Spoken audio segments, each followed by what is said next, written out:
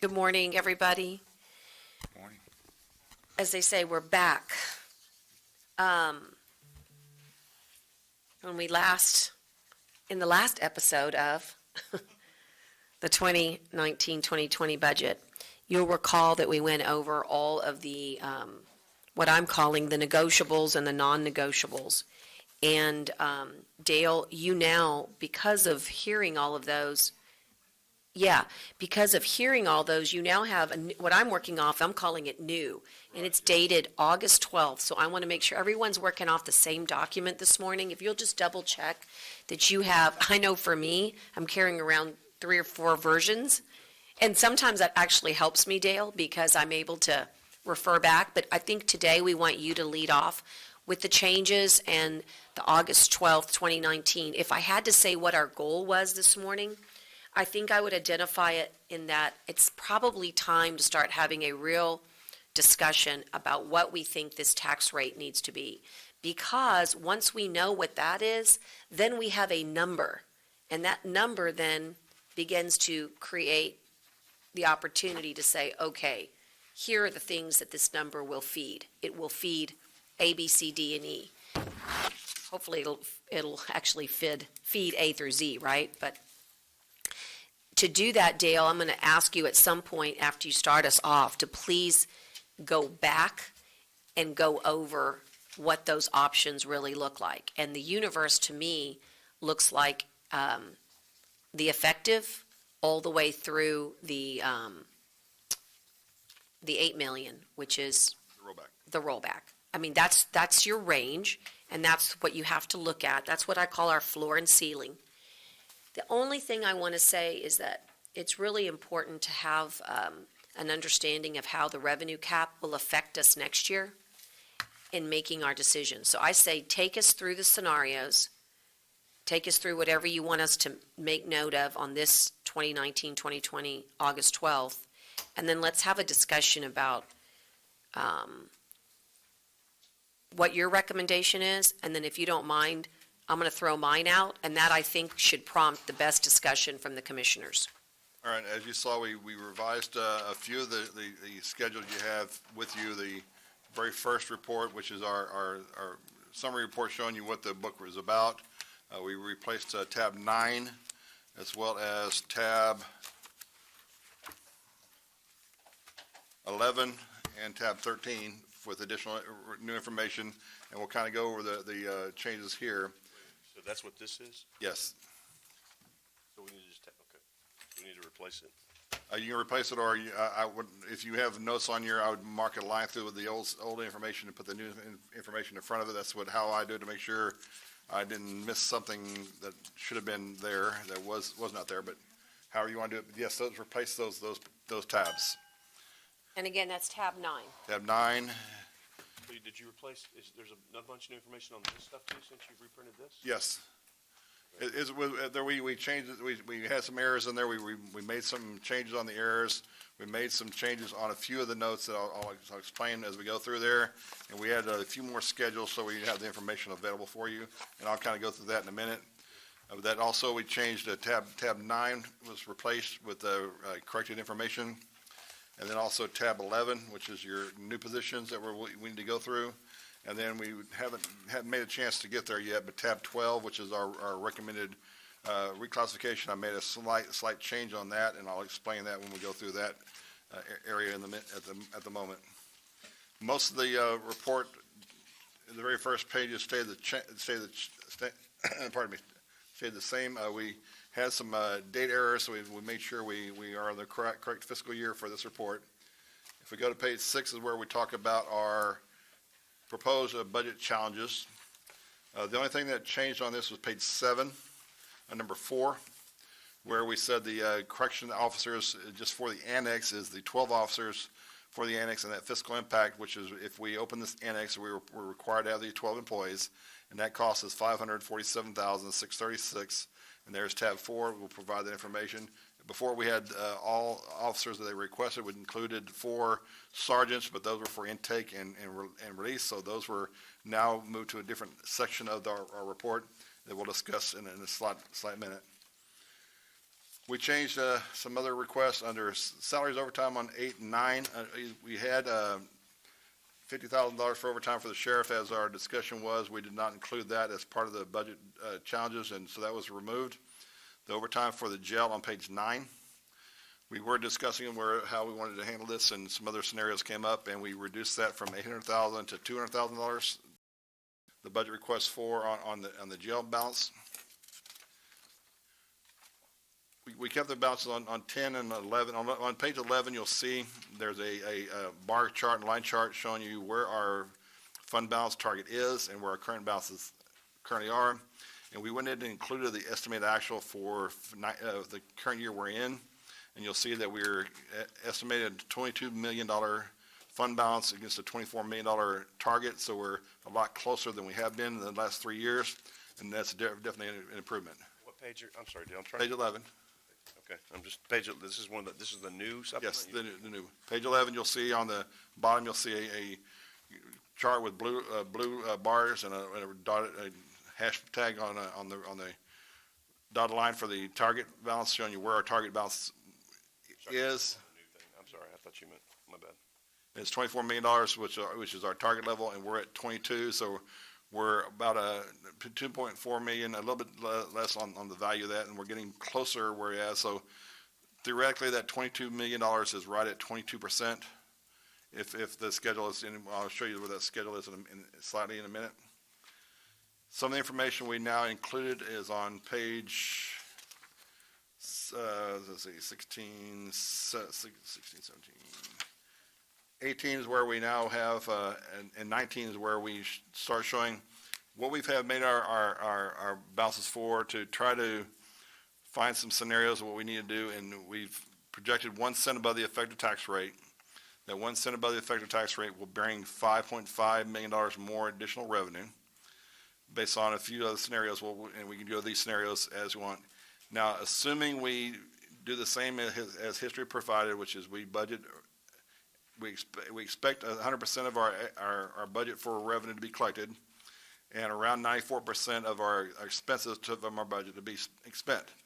If we keep those scenarios as has been in the past, and those hold fast, we project that we'll increase our fund balance using this particular rate, $1.3 million above where we are at the moment. That's been the change we had on the page that we have here. I can pause if you have a few questions and you want me to go over some more additional information, I can. If not, I'll go through the ones that we have changes for.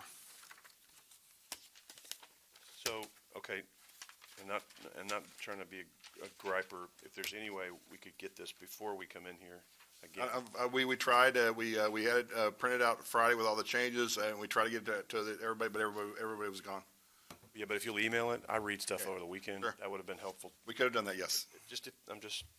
I got time now, and I mean, it's not like the day before the budget vote. I'm just asking if. Yeah, I'm gonna let No everyone problem. take just a second. Why don't you guys review real quick, like, I mean, because that way we can ask Dale any questions. There was not a lot of large changes, just those changes I Oh, brought it's up. more the back ones that are, that stuff is okay, I guess. I mean, but just these 11, 12, Yes. the section lump numbers I can compare to. So Yes. I'm not gonna die over it. If you could, that'd be great. Yes, next time we'll make sure we send those out. I should have emailed it for her. We had it ready on Friday with all the changes. We had made the changes to get this ready, and we could have emailed it out. We should have, and next time it will be. Dale, you said this is just a summary of basically what we've already covered, though? Yes.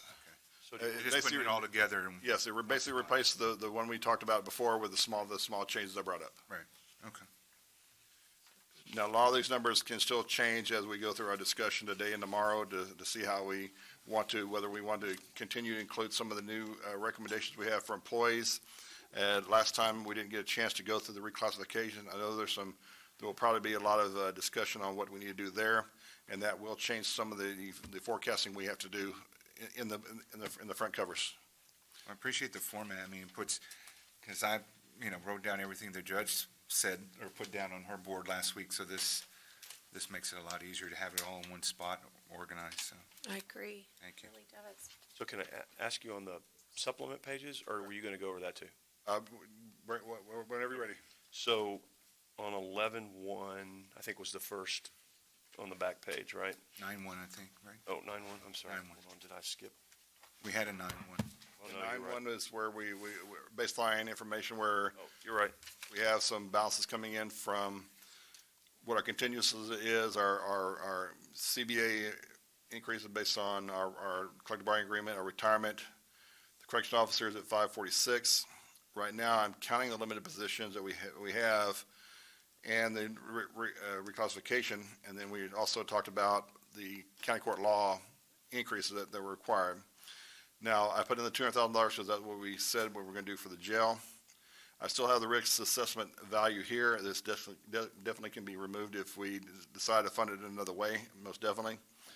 And right now, until we find out what we need to do, Commissioner, your transfers are still considered here until we decide whether we're going to have a certificate of obligation where we remove all the capital project money. If not, as you said before, we want all commissioners to be the same. So we would need to add those back if that does not change. And we have the changing of funding for the road fund and changing the fund for the coastal parks to showing where all of our balances are. And as I said on page 2, 9.2, the very top of the page is where I mentioned before that you show our budget that we brought in that comes from the previous page. And then we estimate based on history. And you see the history. Last year, we brought in 100.7% of revenue and almost 92% of expense. Same thing for the year before. And then, so I kind of still project 100% collection for revenue, 94% collection on, 94% expense on our budget expenditures, and 100% all of our transfers in, transfers out. So assuming that at a balance of, unfortunately, this one, I still have this at 3.5 million because that's kind of where we have to break even.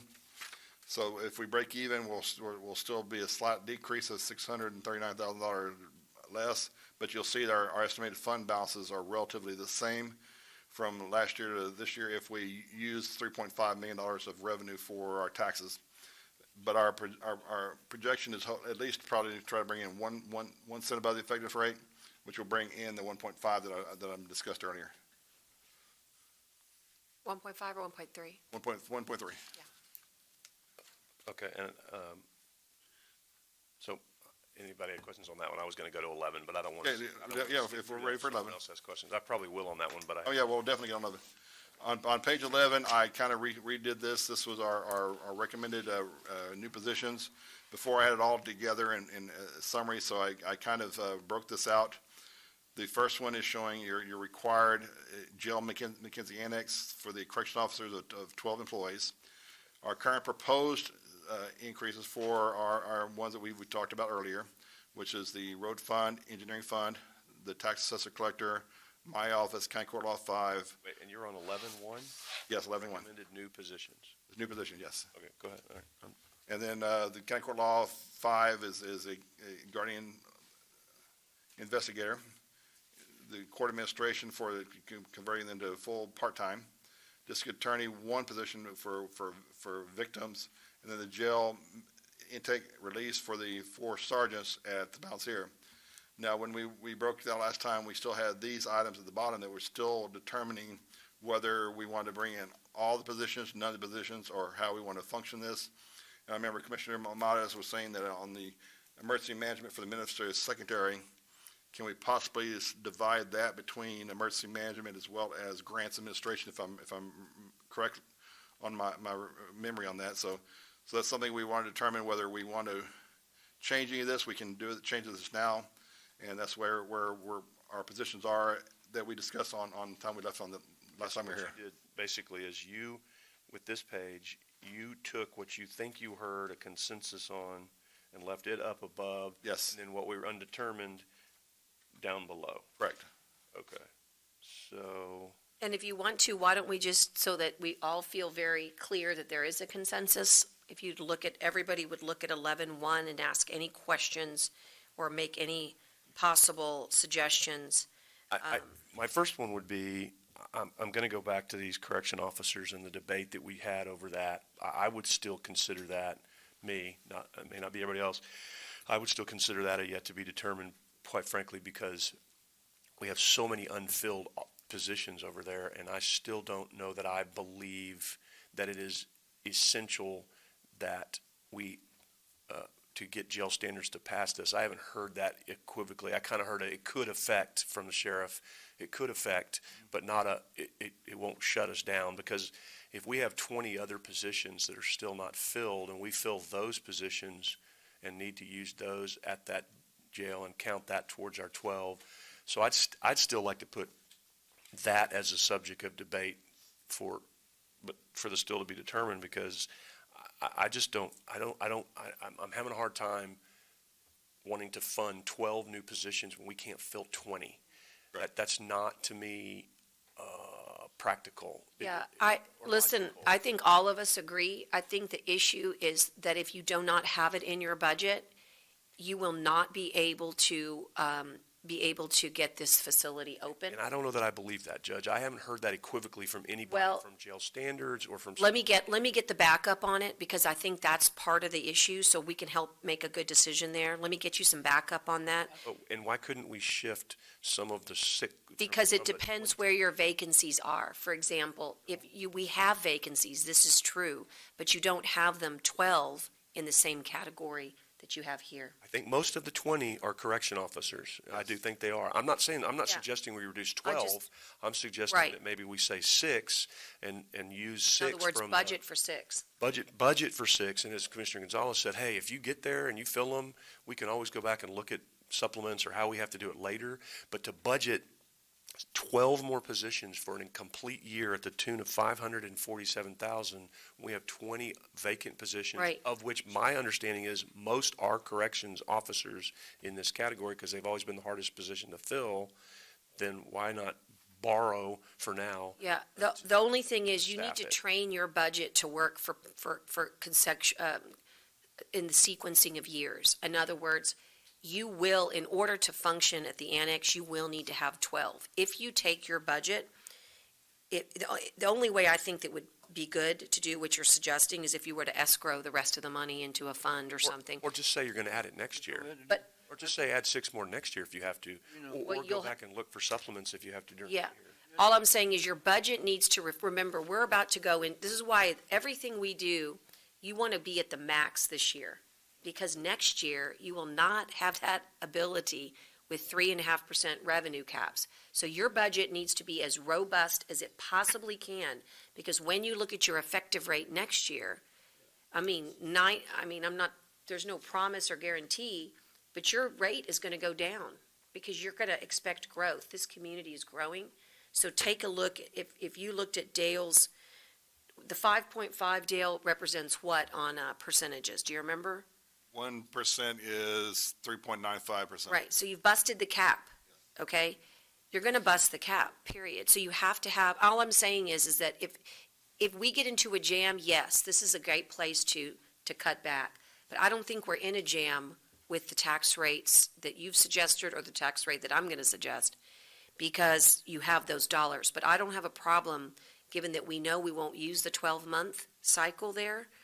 Is that number reflective of 9 months or 12 months? 12 months. 12 months. So I can tell you that most likely it'll be a 9-month. If you wanted to take that out for this year, Maybe 8. I wouldn't have that problem at all. I think, Judge, If we cut this balance in half, we just ran the calculations, if we decide to do only 6 officers, the cost would be $273,000. I think we need to fund them. I think we need to have the monies set aside. Just not Set aside. We know we're not gonna use that money until they fill those other positions. And if they don't fill them, well, that money stays in the general account. Right. I mean, it's not going nowhere. So it's a fund balance, it's like a reserve, and we should, at the end of the year, if they don't use it, then it's really, it should Agreed. be ours, Right. But I think that money needs to be allocated and put aside on the reserve funds. But again, what I'm assuming is going to be proposed is some sort of tax increase by, I guess, which, I'm not sure, because Judge, Judge hadn't said what, I shouldn't assume, I don't know what the judge is proposing, but what these scenarios propose all include tax increases other than the effective tax rate. I don't know what the rest of the Commissioners Court's going to do. So what I then do is I go through and I look at ways in the budget that I can possibly save some money somewhere so that if we can avoid a tax increase or a small, at least minimize it to the taxpayer, that's what I'm trying to do here. If it's not the majority will of the court, hey, I move on and we go down the road and I tried the best I could, and I can live with that. I'm going to win some, I'm going to lose some, but we're all trying to do the same thing, which is, just put the burden on the taxpayer as low as we can. And so that's just one of the suggestions I had, and if there's not three No, people that agree with that, I'm not against it. I think it's just, as they say, one half dozen of another where the money goes. I think we all agree they need to fill their spots, and hopefully they'll move, one cannot fill one over here at the jail. It's going to be strange to get one at the annex, right? I just want to make sure the numbers accurately reflect so that we know going forward what it is that's going to take to get them at, operational, because they have to have 12 in order to meet the guidelines, the jail standards. Let me speak with the sheriff again. He was pretty adamant, but I'll speak with him again and see if he can provide some more guidance there. And that's what the sheriff was saying there. There's 4 shifts, 3 employees per shift. That's 12 employees. Yeah, he said, there's just no way, he said, we can he says, No, I you get have it, to open it. but we can't fill what we Yeah, have. we can't fill 20, why are we gonna be able to fill 12 more? What we have, that's the problem. So why do we keep budgeting for positions we can't fill? And that's been Can't. going on for years. Right. Yeah, We did a 20 years. Negotiation through our collective bargaining agreement. We tried to address that issue by giving them. Right. Right, and we hope it gets better. Hopefully it does. Yeah, and we hope it will, but I don't think it's gonna get better like I think if we. tomorrow. No. It's gonna take a while. We find 8 positions, and put it in reserve. Well, maybe like the judge was saying, we can possibly function and say, let's limit it down to 6 employees, which is 273, and then give him a contingency in the budget of 273. Should he need it, we haven't given him the positions, but the funds are there in case he needs it. That would be I fine. think all of it should be a contingency because he needs to fill the ones he's got first. But that doesn't save us any money. No, You're just putting it somewhere. Yeah, there's, correct. well, your money's always kind of saved in reserves, right? That's your savings. If you don't spend it or don't budget it, it's there. If you don't spend it, it's there. So to me, it's the same. But my concern is jail standards. If I'm jail standards and I'm trying to get you open, and by the way, we're asking for a lot of wiggle room there, right? We're asking for them to help us with a temporary generator, which requires a temporary certificate. And then we say, oh, by the way, we didn't budget for anybody. I just think it's going to be hard, but I want him to tell me that. It's a budget for 8, and Judge, I would be looking for something where maybe we do have, and this is just thinking out loud, but, we have like 3 key positions that are yet to be determined, right? Mechanical maintenance, district attorney, assistant DA, violent high crimes, and then the emergency management administrative secretary. I wouldn't mind keeping the numbers as proposed, but we're just kind of, cutting back on the correctional officers and yet being able to fill those positions, because I think that those are needed, and we still are doing the same amount. And that may not solve anybody's problem, but if we're looking at wanting to cut in some place and yet being able to serve in these new capacities, I would be for that as well. So just another suggestion, maybe makes it muddies the water more, but that's just something, as everyone was talking, I was thinking of, because HVAC, we all know how important that is, especially with the new system from Johnson Controls, and we need people who are skilled and qualified in that. Assistant DA, violent high crimes, it's such a necessity. We can't, we're going to hopefully fund the victim witness coordinator and then the administrative secretary, and that's one I wanted to hit on since Dale kind of started off with that. Once again, I was just kind of mentioning out loud as far as an idea that I came up with as far as using positions that can serve 2 departments. Now, it didn't necessarily mean grants, because I don't think grants has asked for that, and I don't think they necessarily need it, or they wouldn't have asked for the cut for the 3rd person that they had that serves a more administrative or clerical position. But I just wanted us to kind of get into the thinking of, where are other areas that are maybe we're lacking in vacancies, or that we can combine to help serve emergency management and that department. So really, to me, that would be like a half the amount that's proposed with the benefits and pay group. So something around, what would that be, 19,000 or so, if there's a position out there. But other than that, I probably wouldn't support giving him an admin assistant, because I'd like to see it combined somewhere. If it's combined somewhere serving two purposes, two departments, and I think, great, let them do that. But if not, I'm not too into putting that as a priority over, say, trying to find a little bit more money for the assistant DA or the HVAC position, so.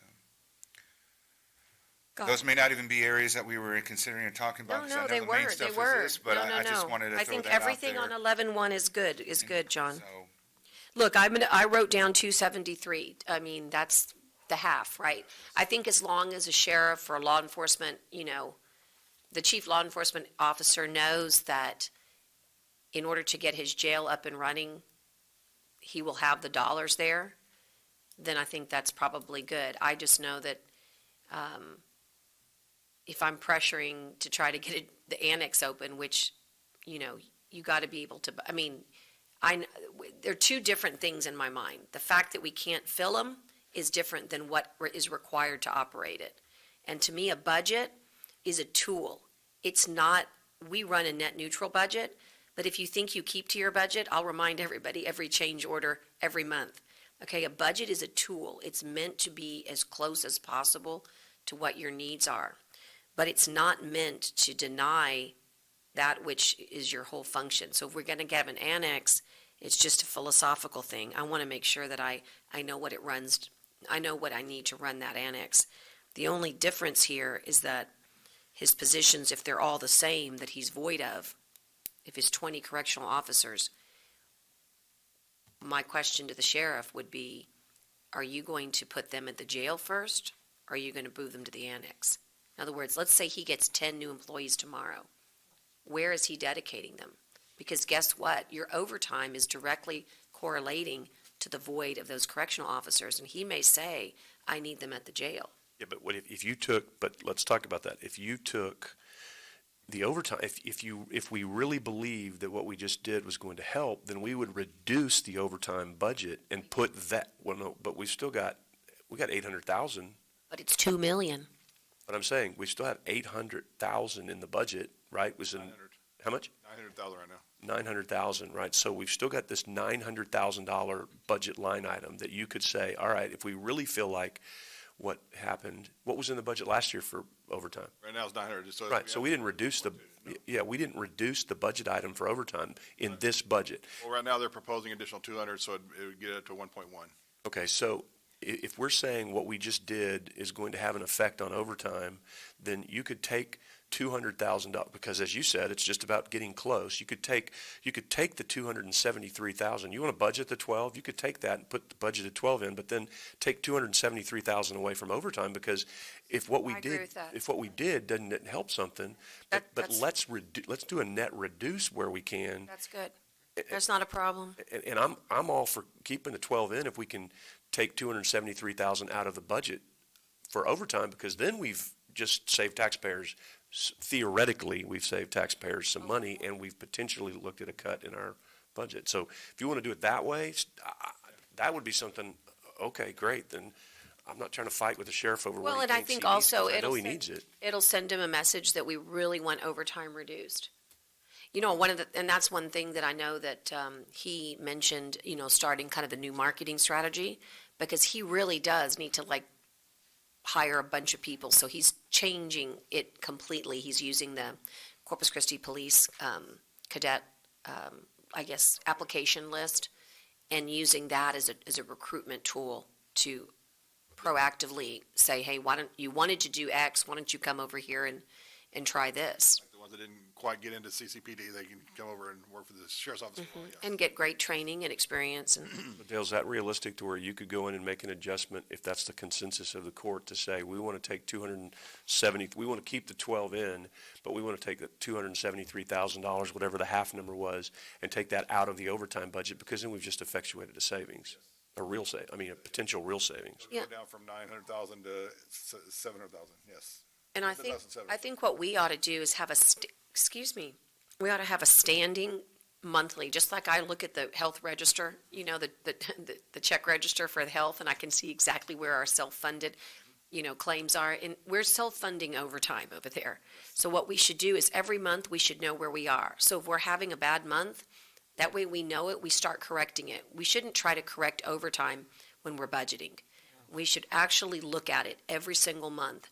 And the fact that we're looking at it means that we could probably help, maybe, in a way to encourage a better monitoring.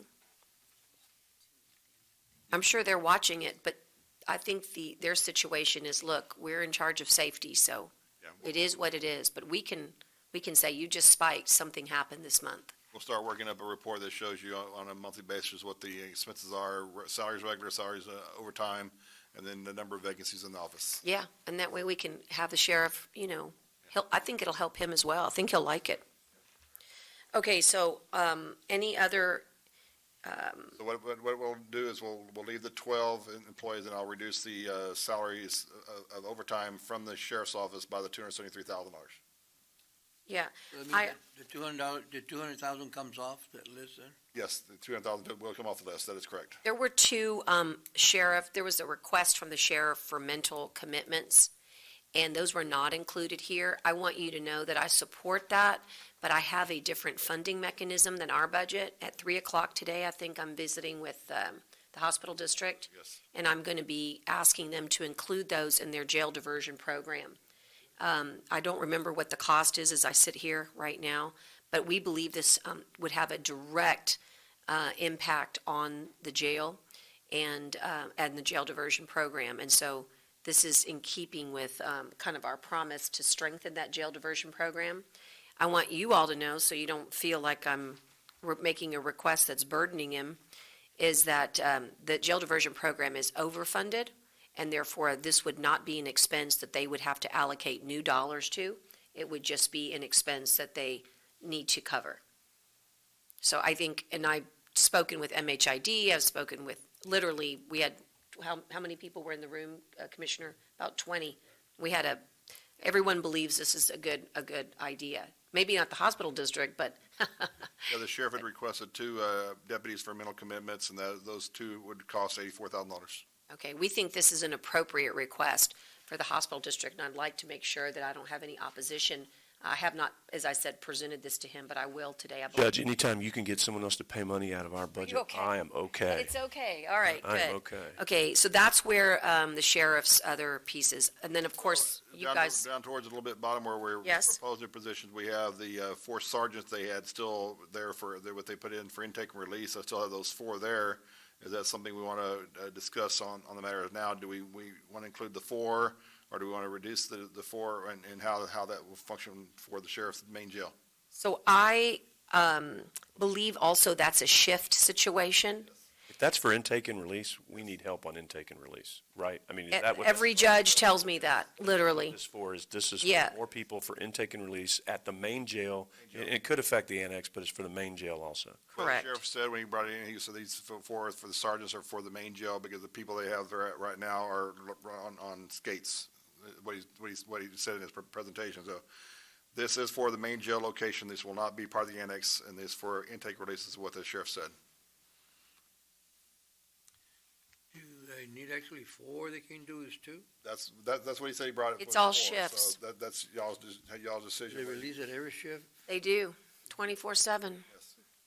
And again, our jail population, which is really not, I mean, when we say it's not their concern, I mean, it's not their job to try to reduce. They just do what they take care of what the orders are from either a judge or from the district attorney.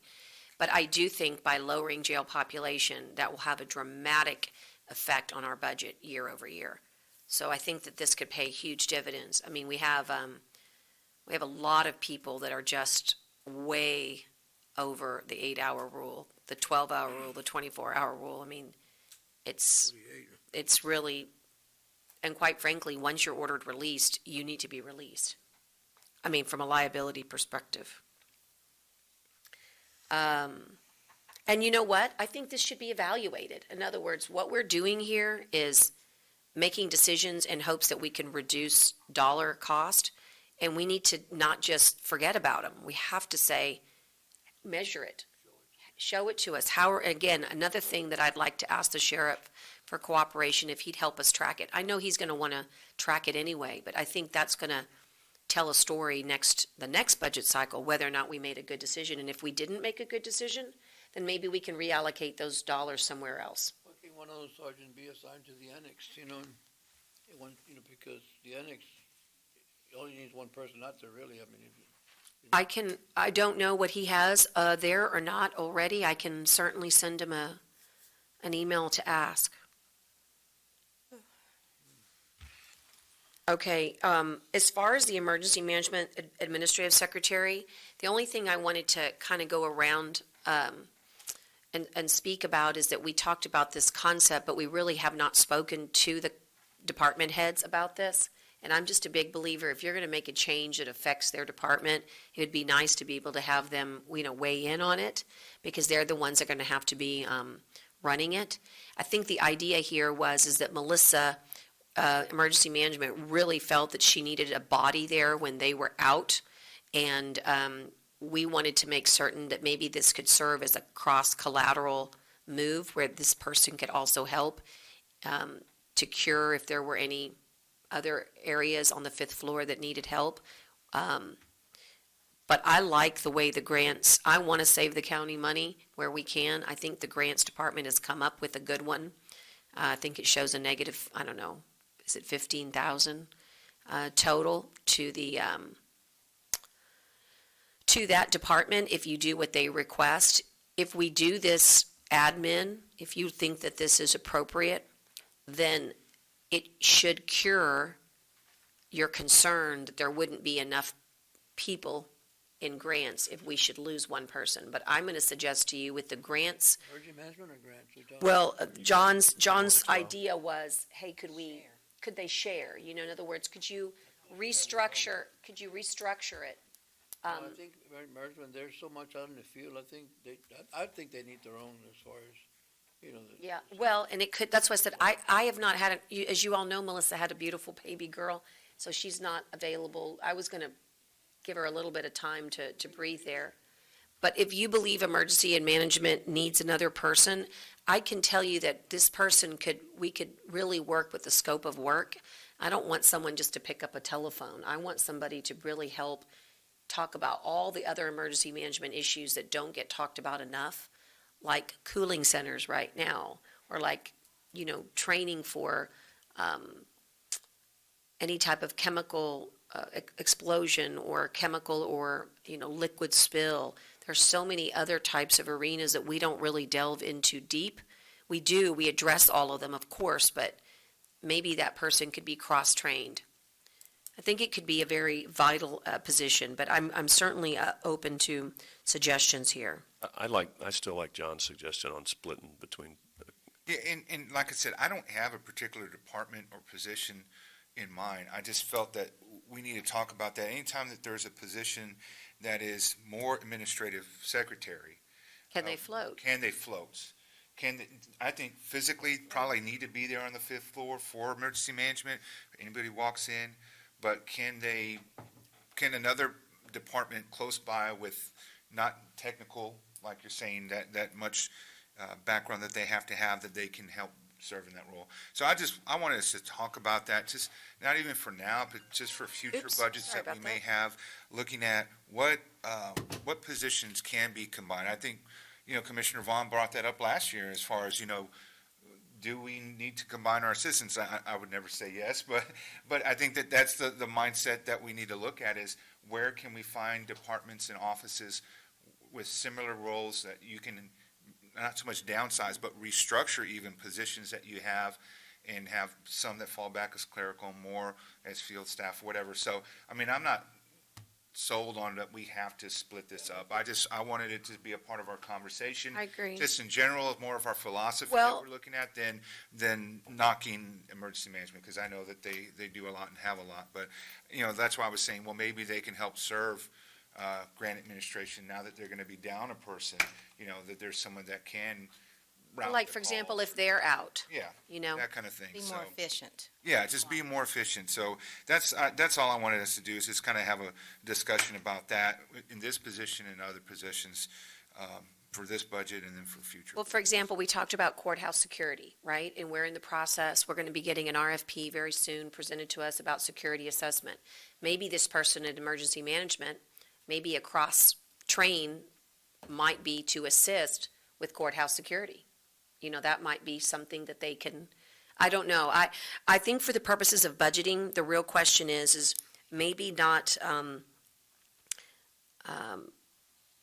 maybe allow there be some flexibility to be decided later by the court, but at least budget for the dollars.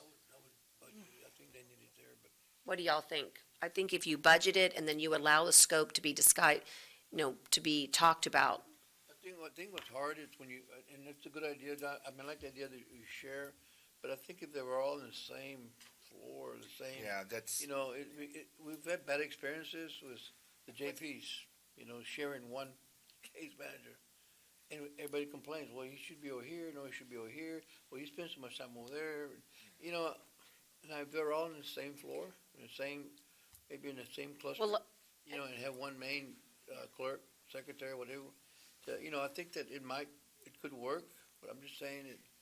Why don't you put it in just for now Yeah. as a floater? Yeah. Just put it in as a floater position, and we can figure out if it works or not, at least the And position. again, I think we in should there, talk to the maybe. department head and really kind of get her, Still would like to know what exactly we're not getting done by emergency management, not having this person too. I'm not exactly clear on that either, so maybe, but again, because she's had, I don't want to, I know. I get it, we're all giving her a pass because she's But been we out. just But I'd hold like, it. maybe we just put it in as a floater to discuss for later, I agree, and if not, it and then, goes. and then if we want to put it over in a, whatever, Yeah. just so we can. The other thing I want to address, because since we're all here together, is I had and I would like them to report back to me, and I understand Tyner will be here tomorrow, so we'll get him to do this, but I'm always sensitive from a public safety perspective when someone says, we need to have more help prosecuting the most violent crimes in our community. And we kind of glossed over and just didn't put that in. I wanted you to know, I got a copy of our jail list to look to see how many violent crimes would most likely be prosecuted. In other words, I looked to see how many capital murders we had. And I was shocked. There are a lot of them. And so I want to hear from the DA, because remember, they had a lot of requests, so sometimes I did not ask a very good question. I want to ask them, given this jail list, and whether it's a typical jail list, how many prosecutors and who by identity are assigned to these capital murders. In other words, is he asking because he thinks he has too many capital murders and there's not enough prosecutors? Are there only 2 that can do this type of case? I mean, I guess I need to have a little bit more background, because I certainly want the public to know that if we have too many violent, It has increased, I mean, what? right, I need a little It's been okay- background. It's been okay for this long. Right, What's happened that's made? that's right, I need a little background. And so I was gonna just have Tyner give that to me, because we did not include it, and it wasn't to be not conscious of that. We just felt like in our minds, we were counting a strong district attorney, a strong Matt Manning, first assistant, a strong Angelica Hernandez. We were counting in our minds, if budget's tight, this is, we feel like they're okay. And then they didn't ask me to do this. Sometimes I get emails that just come through. And when I opened this one and I saw the jail list, I thought to myself, this would be a good time for me to look. And I really was overwhelmed with how many capital murders we have Judge, defendants. Yeah, and I think you're right. I don't think anybody said no to these. I think we just. That's right. Questions on it that we still need to answer. Yeah, so I just wanted you to know, Dale, that where I didn't really include it on the first pass, it's only a question mark until I get some information. I think I can get that done by tomorrow and get right back to everybody. And I'd like to see, are we winning these cases? Are we losing them? I'd like to see the history on that. part of what the Yeah. district attorney, when he was here the other day, was telling us is that he can't keep that staff because of the pay. And, we're going up against these private attorneys who are getting paid a lot more, who, I don't want to say quality, but whose the experience is better matched against our relatively newer assistant DAs. So I think that was part of his message Yeah. when he came to us, was to give a little bit more and to have it specialized so that we could help fight those defense attorneys who are, And there could be some other factors in there too, on the reasons we're not winning or losing, so. Can I ask a question about something? The county auditor there, the internal auditor, you're planning on hiring an internal auditor? Yes. Okay. Have y'all had one before? We've got 2 right now. You have two right now. We have two and an internal audit manager. We're trying to prevent any future results from any problem with grants. So they're going to be strictly trying to do more of my grants auditing for us to make sure we don't come to the same problem we had this now that was several years ago when we had the stuff with happening at the pier right now. So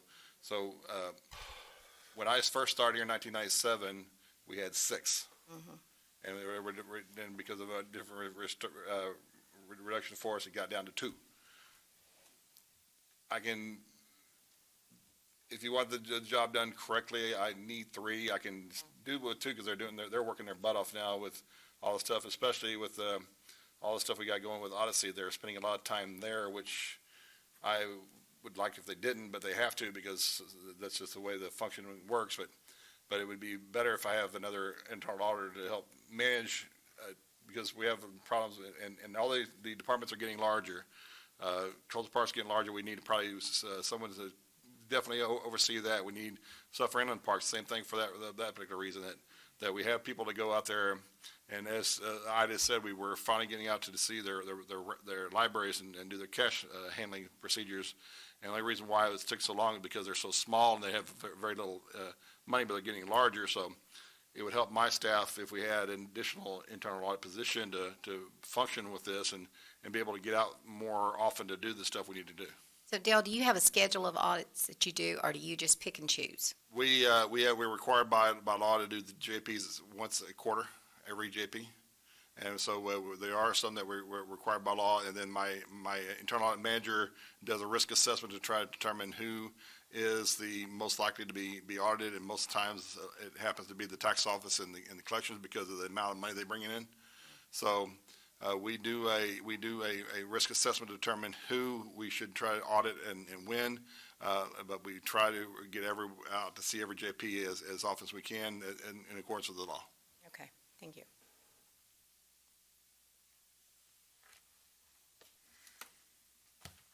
One note, Judge, the court admin, administrative secretary, part-time, it should be reduced by 35,000 temporary salaries. They're going to part-time, permanent part-time positions. That's right. That was Mary Lee's. If you'll recall, they're already on temporary for 30 hours, and they are now going to be full-time. I'm sorry, they'll go to Part-time? part-time, from temporary to part-time. So that number 57,436, the correct number is 22,436. And we talked about that last time, but that is the right number. Yeah, because the way they had it right now, they're gonna make almost $25,000. Is that each or total? That's the net increase. That's the net increase, I got you, okay. Administration. Still on 11? Okay, so having said that, I think that is the universe of the new positions. Yes. Juan's here to discuss the questions that you had on HVAC. Thank you, Juan. Juan, here it is in a nutshell. If we had the dollars to give you one, is that going to work for you? In other words, you suggested 2 because of the nature of all of our county facilities. We're wondering, make a case why you needed the 2. Everyone knows we want one. We know that it's No, one for sure. and Judge, Commissioners, I mean, if I can just get one, I mean, that's fine, that's great. I'm sure you'll do with what you're, The only reason we're requesting 2 is because we do have, we take care of all the rest of the facilities through, the buildings. of course. And, we do have ACs going out, and we have ACs that need to be repaired. And I know that we have a lot of issues over there at the library. And if we can have somebody that we can at least start getting, if we have one person that at least we can start getting them in a year we can get them trained, and also at the same time, kind of follow, I hate to say this, but kind of follow JCI on what they do. That way we can start eliminating, I hate to say that, but that way we can at least start seeing some of that transition. Well, and also maintenance. I hope that we can. Yes, ma'am. I hope that we can repair, obviously, a lot of these, or sometimes even replace, but it's the maintenance that is so important to keep them, at the highest efficiencies. Yes, ma'am. And the other thing that goes along with the maintenance is that right now we are paying somebody to come in, replace filters and stuff like that. So that person, or those 2 persons, could also do that. They can start replacing, we have a contract that we're paying for somebody to come and Right. replace filters on a yearly basis, and we can start eliminating that part of it by having them do that work. Right, How much is the contract? it's 150, I believe, we're Well, spending on that's maintenance. one of the contracts that we have with, that's, you're talking about the one with JCI? Yeah. Judge? That's one of them. We also have another contract that we have, with air filters. Sir? That's two positions right there. Three positions. Yeah, so air filter, so that's something that we can also have these two proposed staff members do that. But wait, are you suggesting that these two people are gonna reduce the cost to Johnson Controls? Uh, I mean, because if you are, then Well, that makes for- a for difference the- to me. yeah, for the first year, I would say that for this year's funding, we probably still have to have Johnson Control on board. In regards to replacing the filters, which is that somebody else that comes in and replaces our filters. Let me ask it another way then. Is it less expensive to let Johnson Controls do this? Because I'm an outsource guy. Is it less expensive to let Johnson Controls do this than it is to pay for two full-time employees that we have to pay benefits for, we have to have on our payroll, we have to have more issues with oversight, et cetera, et cetera, et cetera. So I'm questioning how much, if we did an analysis and said, okay, Johnson Controls, tell us what you would do and how it would compare cost-wise to having to hire two people. We can minimize Johnson Controls, and at the same time, because we're also hiring other AC people to come and do our work out in the other facilities. I don't know if they can say their names, but we also have like Malik, and we have AC Pro, and we got all these other AC people that come and do outside work, not only here at the courthouse, but we also have other facilities, and that'll minimize that cost.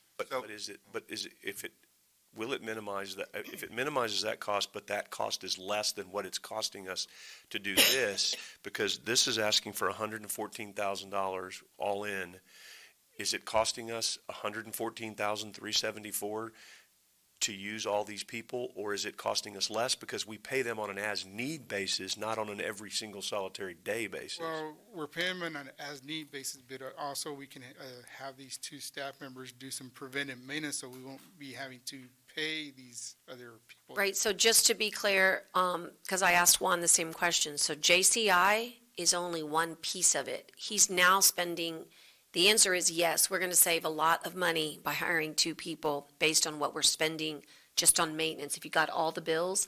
So JCI just does, to be honest with you, it's a contract that is not performed, in my opinion, but I'm being very general, but they have not performed. They were really there to help us create energy savings and Right, reduce, energy savings. and they haven't.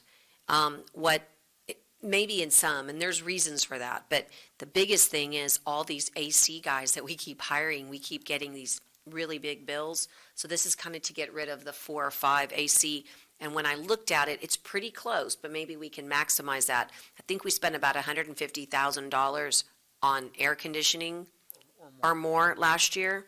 And so that's why these guys would hopefully replace our air conditioning bills. Plus, they would put us on constant maintenance, which hopefully would prevent. And that's what I would like to see as more of an analysis, because I come from the basic belief, may not always be the case, I think you can outsource more effectively and efficiently, which also reduces the potential need to have an employee, because an employee also brings in additional issues in addition to cost. There can be HR issues, there can be health insurance on our issues, those things, and you have to, I'm not saying our existing, that's a whole different deal. We got them, we need to protect them, we need to save them, but before I hire a new position, I really want to go through a pretty high analysis on that, because there are other costs associated with employees, not just their salary and benefits, or potential costs, right? So that's what always that people need to think about is, if you outsource this and it costs about the same to take care of things, then to me that should be outsourced. If it's a significant, and I mean significant, then okay, maybe it should be a new position. So I'm just, again, one person, but there's a lot of things that come along with new employees and new positions, and it's not just the basic costs that are on this page. Yeah, and the other thing, Commissioner, in regards to this is that we do have these two staff members on board. I mean, we don't have to be waiting for somebody to come and schedule something for tomorrow. I mean, if the AC goes out today, at least we have somebody here on staff that can take care of it. And that's also what we're looking at.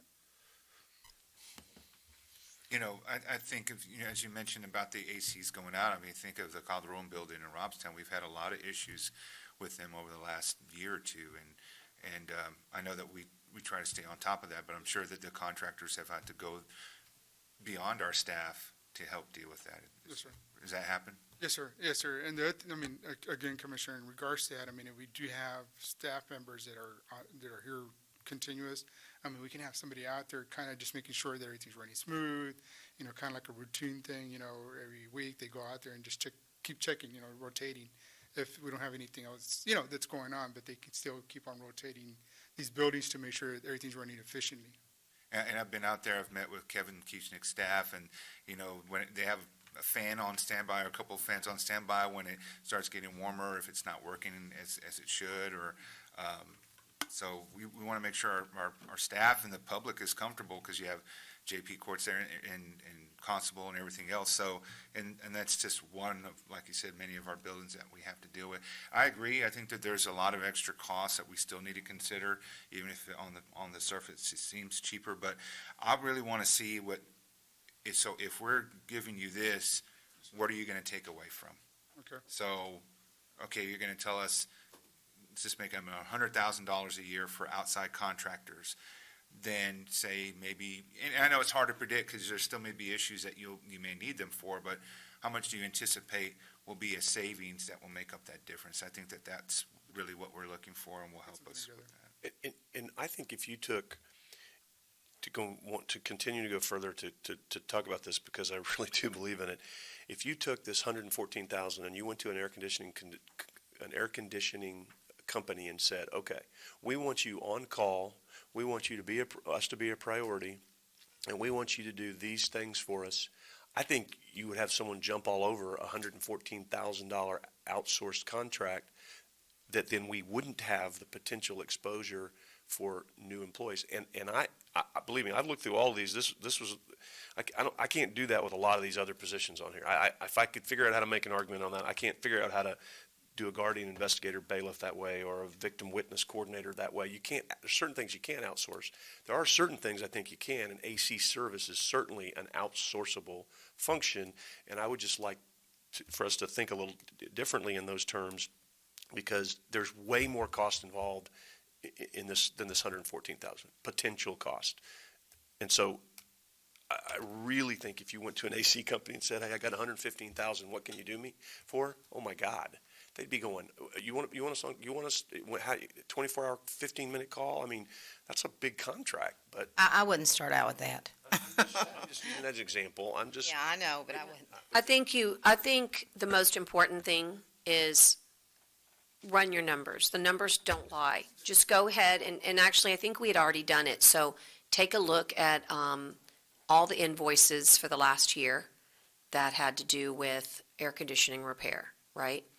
And then we can take a look at that and start from there. But I do think that that the problem is that we're 800 geographical miles, square miles, right? It's just, acres, sorry.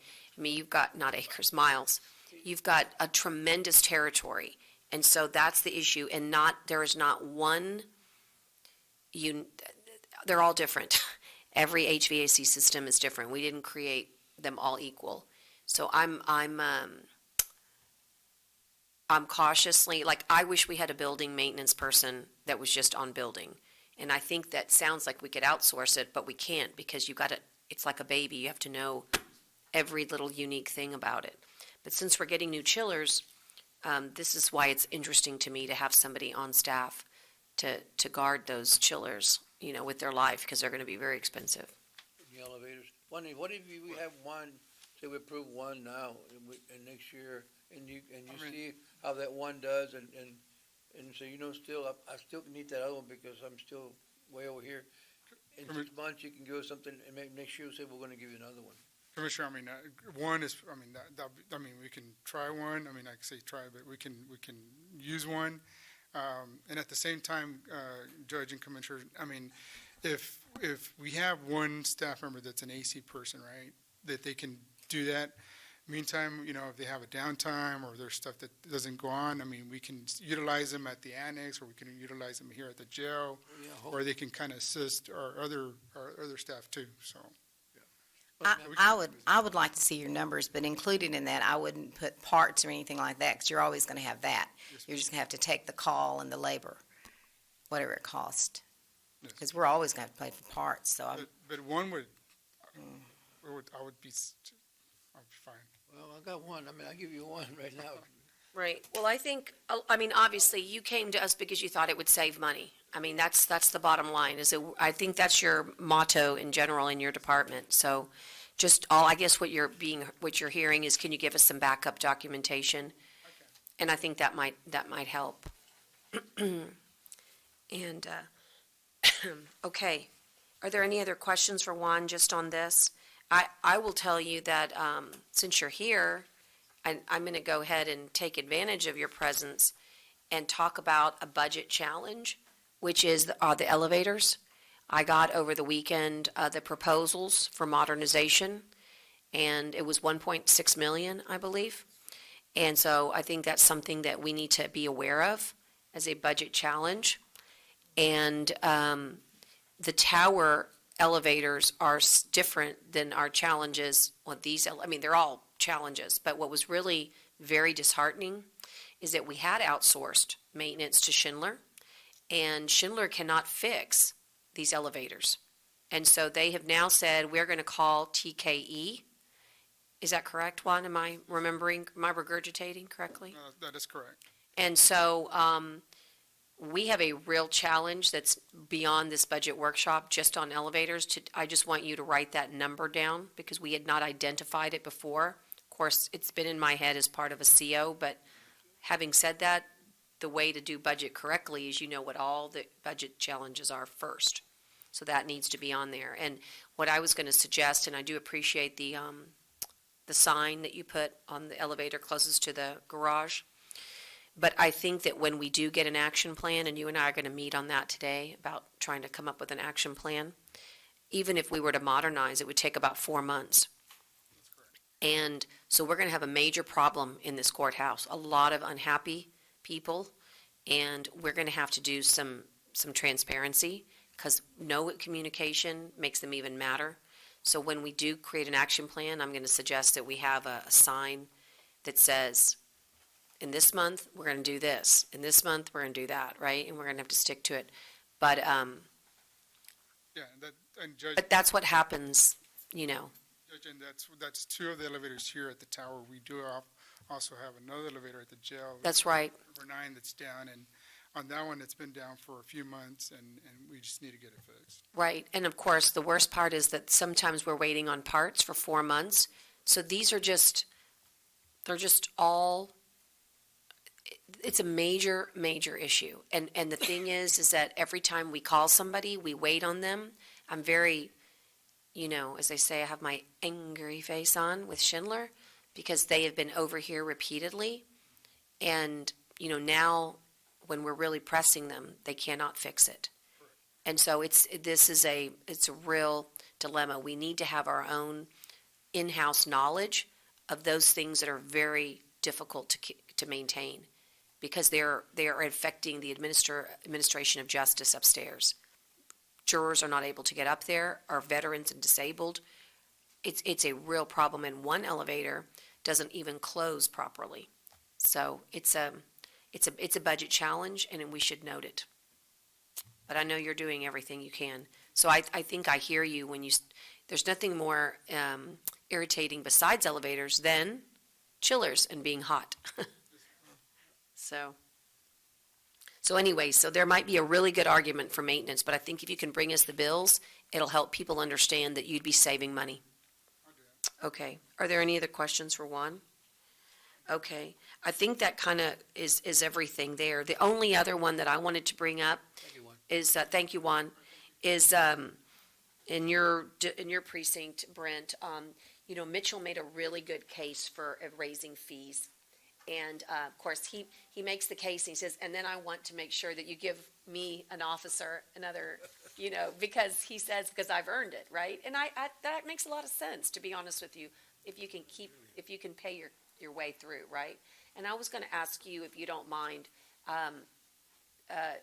his situation really is, I have so much processing to do. I have to have somebody, and what I'm thinking is that if the revenue would justify that salary, then I don't really understand why in budget we're not considering that,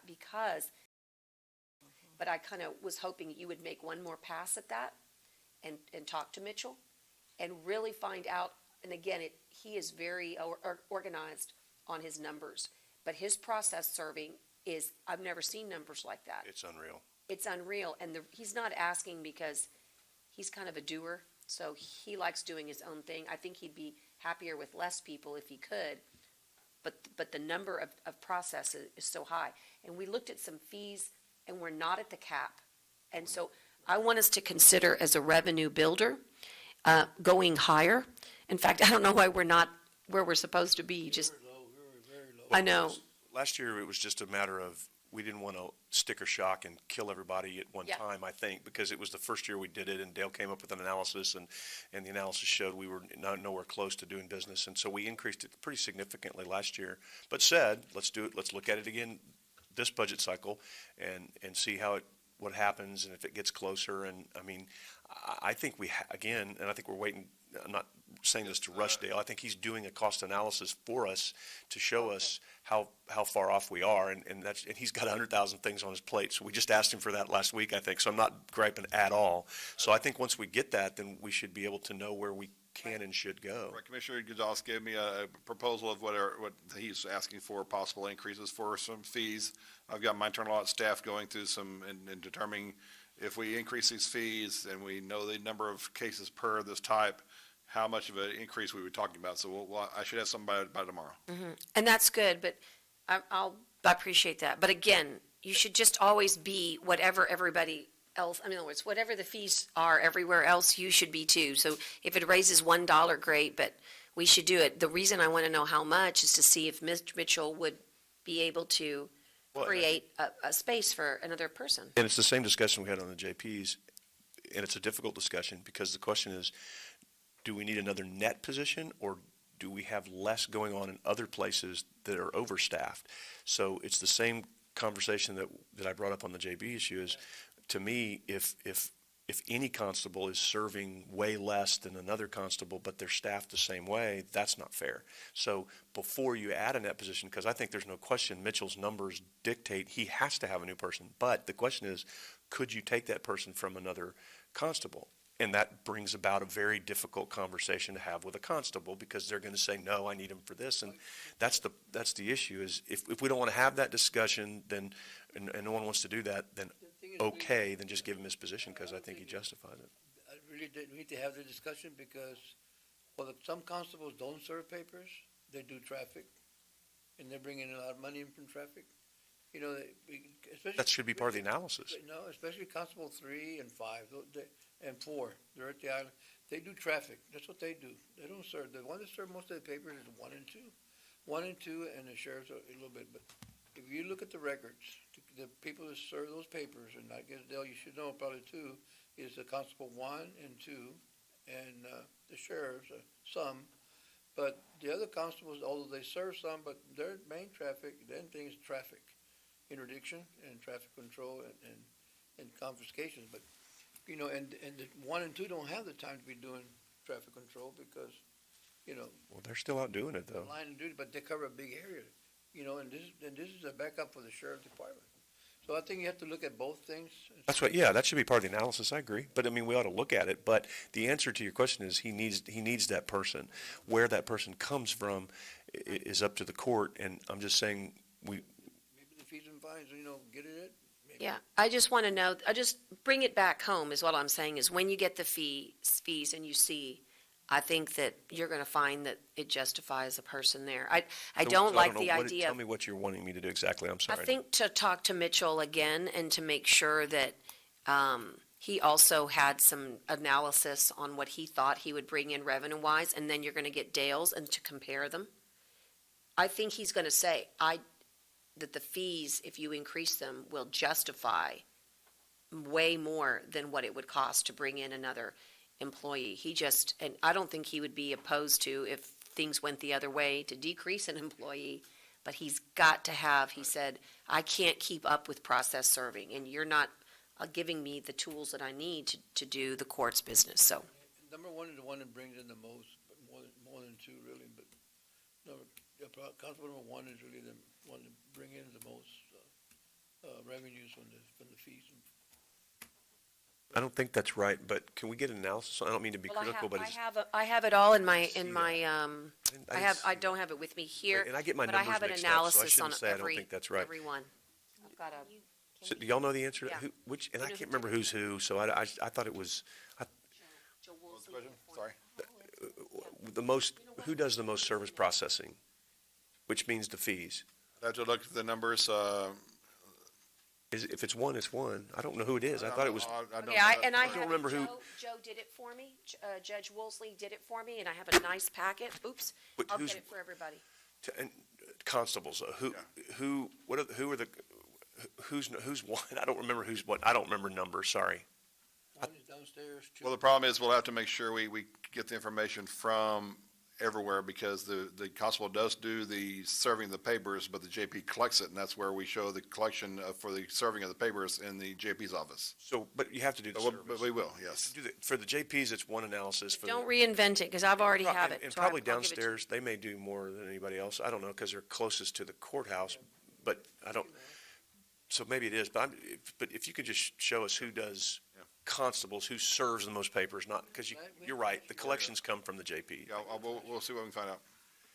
Okay. Okay, well, anyway, again, I'm trying to make sure that we don't leave anything out, because at the last minute, you're gonna say, what about so-and-so? What about so-and-so? Okay. I'd like to kind of go back to another area we haven't really delved into. It's gonna be a harder discussion, which is the reclassifications, because there's a lot of them. But let's go ahead and at least venture in that way. The only thing I wanted to remind everybody is that, again, I want to end today with making sure that we talk about the tax rates and really talk about the floor versus the ceiling. The floor being the effective rate, the ceiling being the rollback rate, and what we think, we can agree on, or maybe not agree on, but at least discuss what the advantages and disadvantages are. By my estimations, I have, given what we just talked about, I've got to look to make sure they're all the same positions here.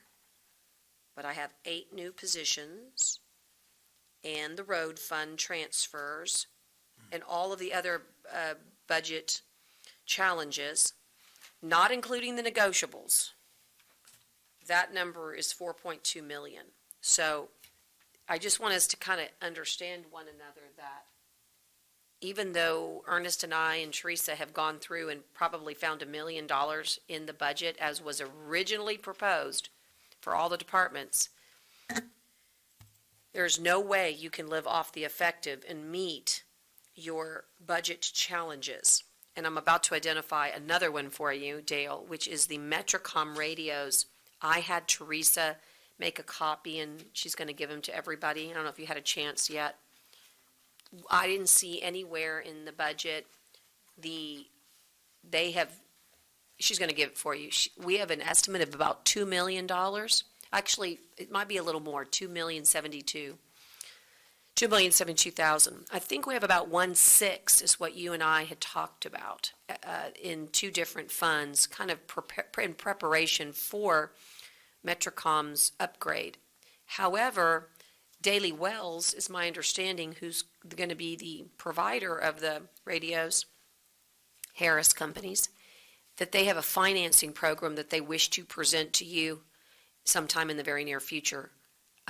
Perhaps they think we have no money, so their financing might be, 100% financing, or maybe they think we would have some money to put down. But at any rate, we probably should have identified it, because given that it's a $2 million purchase, in 2019, mind you, we should probably have that. You want to add that to the COs, I think so. the potential CO? list? Potential CO, but again, since we haven't approved a CO, I'm going to put it as a challenge and as a possible funding source for CO.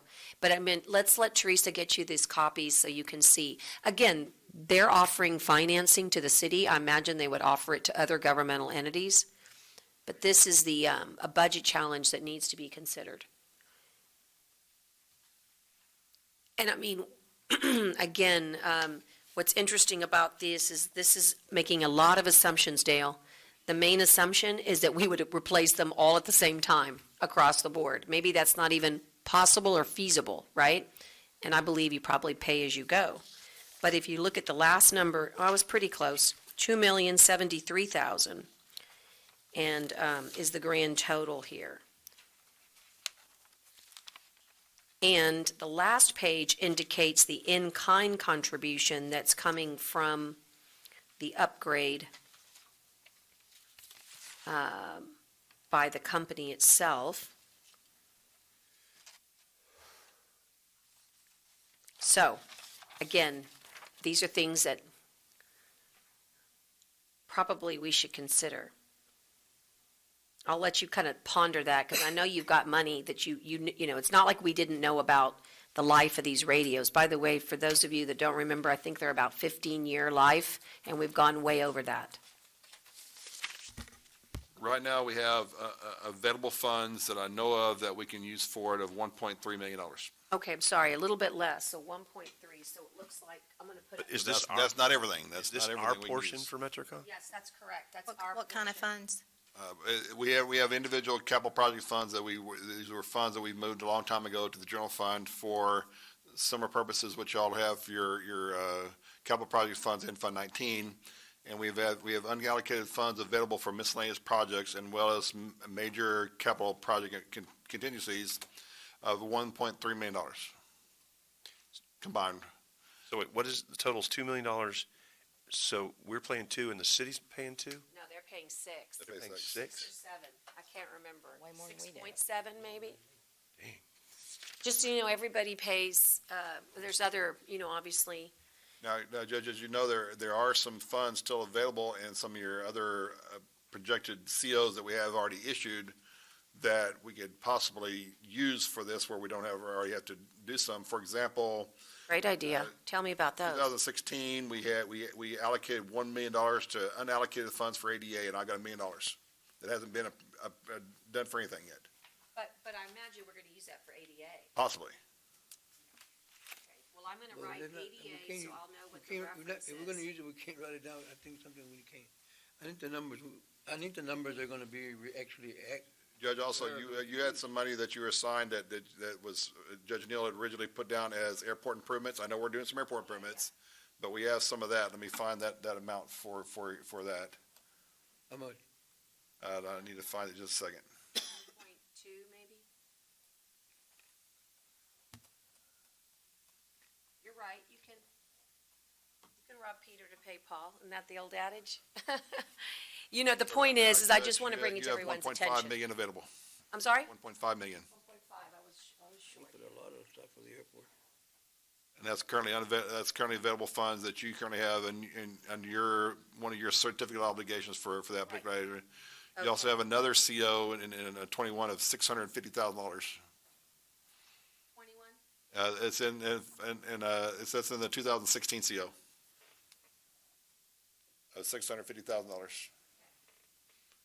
Okay, well, that's great. So maybe it's not a budget challenge, but I like to say it's a budget challenge and then identify a source. That's kind of how I like to do it. It is a challenge, but we have the But we funds have that a we can source. possibly reallocate some But I of our. certainly wanted to bring COs. it to everybody's attention, because I will tell you that if you look at your capital improvement plan, you know, the reason those $1.5 million were there is because they contemplated a 5,000-foot runway. And of course, even though in 2021, we have a possibility to have the labor done on that, all of the actual, the machine, what is it, what do you call it? The machines, the paving the equipment and the whatever aggregate is used to build the runway would be on our part. But still, it would be a tremendous Right, so I was hoping to use those dollars to be able to do that. There's other possible funds that we can look through there and find some funds that positions already been done, and there's money remaining that we can possibly use. But it sounds like there's good money. If you have 1.3 Yes. and we're at 2, there's some wiggle room there. Yes, yes. But then you certainly drain those accounts. But anyway, that's what they're for. They're meant to be used. Again, I just wanted to make sure that that was on everybody's radar because I just didn't think we had done it. The other thing I want to bring to everybody's attention is that we made sure that we had our legislative consultants. I mentioned that we made sure that we are ready. 2020 is an important year because the funding for for both behavioral health, water, and Restore and Resiliency, plus CDBG are all state-driven. So, I mean, I believe that, I didn't know if that was in there. Remember, we're going to get to a point where their contract ends, Dale, and we didn't budget anything for 2020. And I want to make sure everybody's on the same page that maybe you're not in a legislative session, so you may not need, the vigor, but I promise you, I'm going to work them like we were in a session because that's the only way to get your dollar's worth. In fact, I would submit to you that we could talk about it as a commission, but we need to have a line item. And that's something we hadn't contemplated. The other thing that we hadn't contemplated that I wrote down was just to make sure our contingencies for legal were adequate. We need to make certain, as I keep getting notices that I'm going to be served, I'm mindful that Oxy versus Nueces puts a contingency liability on the county that needs to be defended. And so, Not legal fees, though, but potential settlement dollars. Every year, the Both. county attorney provides us a list of estimated claim liabilities, and we make sure we fund that through our self-insurance fund to make sure we have the funds that the county attorney believes are our requirements. Right. and have we seen it? But we don't pay. We get that, we get that every month. We pay I thought the appraisal district paid for the legal fees for that. For a settlement of a dispute between then that would be the appraisal district, yes. Yeah, we don't fund that. I don't. Well, but the lawyer fees, it depends. Like in Oxy versus Nueces, we were both sued. So we did pay legal fees for Oxy versus Nueces. Right, but normally They pay? normally because they're really suing the Nueces County Appraisal District. I don't know why they would be suing us because Because it was but all the entities are in there, the city, Del Mar, they would Right. have to sue all of them, or they right. would just. So Oxy versus Nueces was not a valuation case, though. Oh, I'm talking about valuations. Sorry, I'm so bad. sorry. My bad. Different. That you're talking. So it turns out that we're now having a new dispute on the boundary issues. Yeah, no, you're good. You're right on that. Yeah. I think as long as you have it in there, just wanted to make sure. Are we, And then, do you remember about the physician's badging that came up? We have not gotten I did get an estimate of $44,000, but I was hoping that I would put that on the hospital district's list as well, but I hadn't done it yet. So Teresa, do you remember physician badging? It's kind of part of our emergency management, first getting modern with the chips. So eventually our first responders will hopefully get on the same program, or actually they want to be. It's a badge that would allow a chip to be placed in that badge. This is what the RAC is proposing. And of course, they want us to pay maybe a pro rata of that. They're going to pay for a lot of it, but they wanted us to pay for some of it too. Well, I think what she said was that they would pay for the administration of it and the software, but then I got a proposal for $44,000. So I don't know what our, but I mean, I would say that we split it, multiple ways, but I'm going to put that with the request for the hospital district. Judge, if you look at tab 15, page 21, you'll see our department's general administration. You'll see that we have a key code there that says lobbying activities, and we currently have a budget for next year of $84,000. where are you, Judge? I mean, 1521. Okay, great. what page? 1521, Tab 15? tab 15, page 21. Okay, Did we blow through Oh, reclassification? I was just asking, answering your question if lobbying was already included as part of the budget, so, and it is as on tab 1521. You'll see a activity that says 5318 lobbying activity, which now we're required by law to make sure that's now part of our proposed budget information, so that's why it's now there. And then can I ask something on reclassifications? Sure. I'm still not following the 43% increase requested for the, sorry, my bad, you dissolved that one, the 16% increase for the deputy director and the director of grants administration. I'm not following the need for that since the director of grants administration just got that position, just got a big raise. I don't know why we would be reclassifying, giving her another 16% raise when she's, that's going to take her above some of our elected officials. And that's when she brought the proposal up, when she gave her proposal that this kind of equalizes her with the risk management director to get the same pay as level that. That's why she proposed this increase. It's 16, but it's really, because of the rounding area, it's really a 15%, but that doesn't really matter. But she was trying to get where her position is at the same pay level as the risk management director. So she's currently making 89,000 and she wants She's currently making 78. and she wants to go to 89,000 when she just got the job, what, a year ago? Yes. Not that long ago, no. And I don't know what the risk management makes. To risk management. Oh, the it's the emergency management director, not the risk. Yeah, I don't, I was going to say, that didn't sound right for the risk management. yeah, I was gonna say, I don't, okay. Emergency management director. Yeah, Yeah, And I I've think, told, Maria's reached out to me on that. She's gone, I know. I've emailed her back and said, I don't support this. I don't think it's appropriate to increase somebody who just got the job, who just got a big pay raise. She knew what the position was when she took it. To go another 16% is not, I just don't think that's fair. I don't, and I'm going, and that's not that one. I also have problems with the assistant record service director getting a 27% raise. I've got a problem with the correction officers. I don't know what this means, a 43 console operator. I've got questions on all of them, so I'm not just picking on her. Anything that's over the 10%. and I don't, I've really got I issues just wanna argue for her.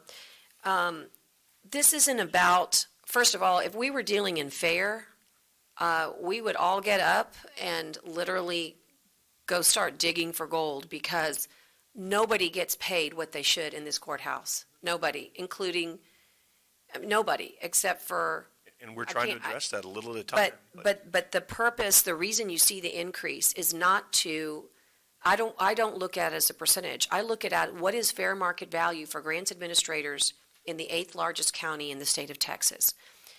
We are not paying anybody commensurate with what the jobs are available in the markets. And if you want to create opportunities for people to stay with you and build careers and not have jobs, but build careers, you're going to have to start acting like a big county and paying the right salaries.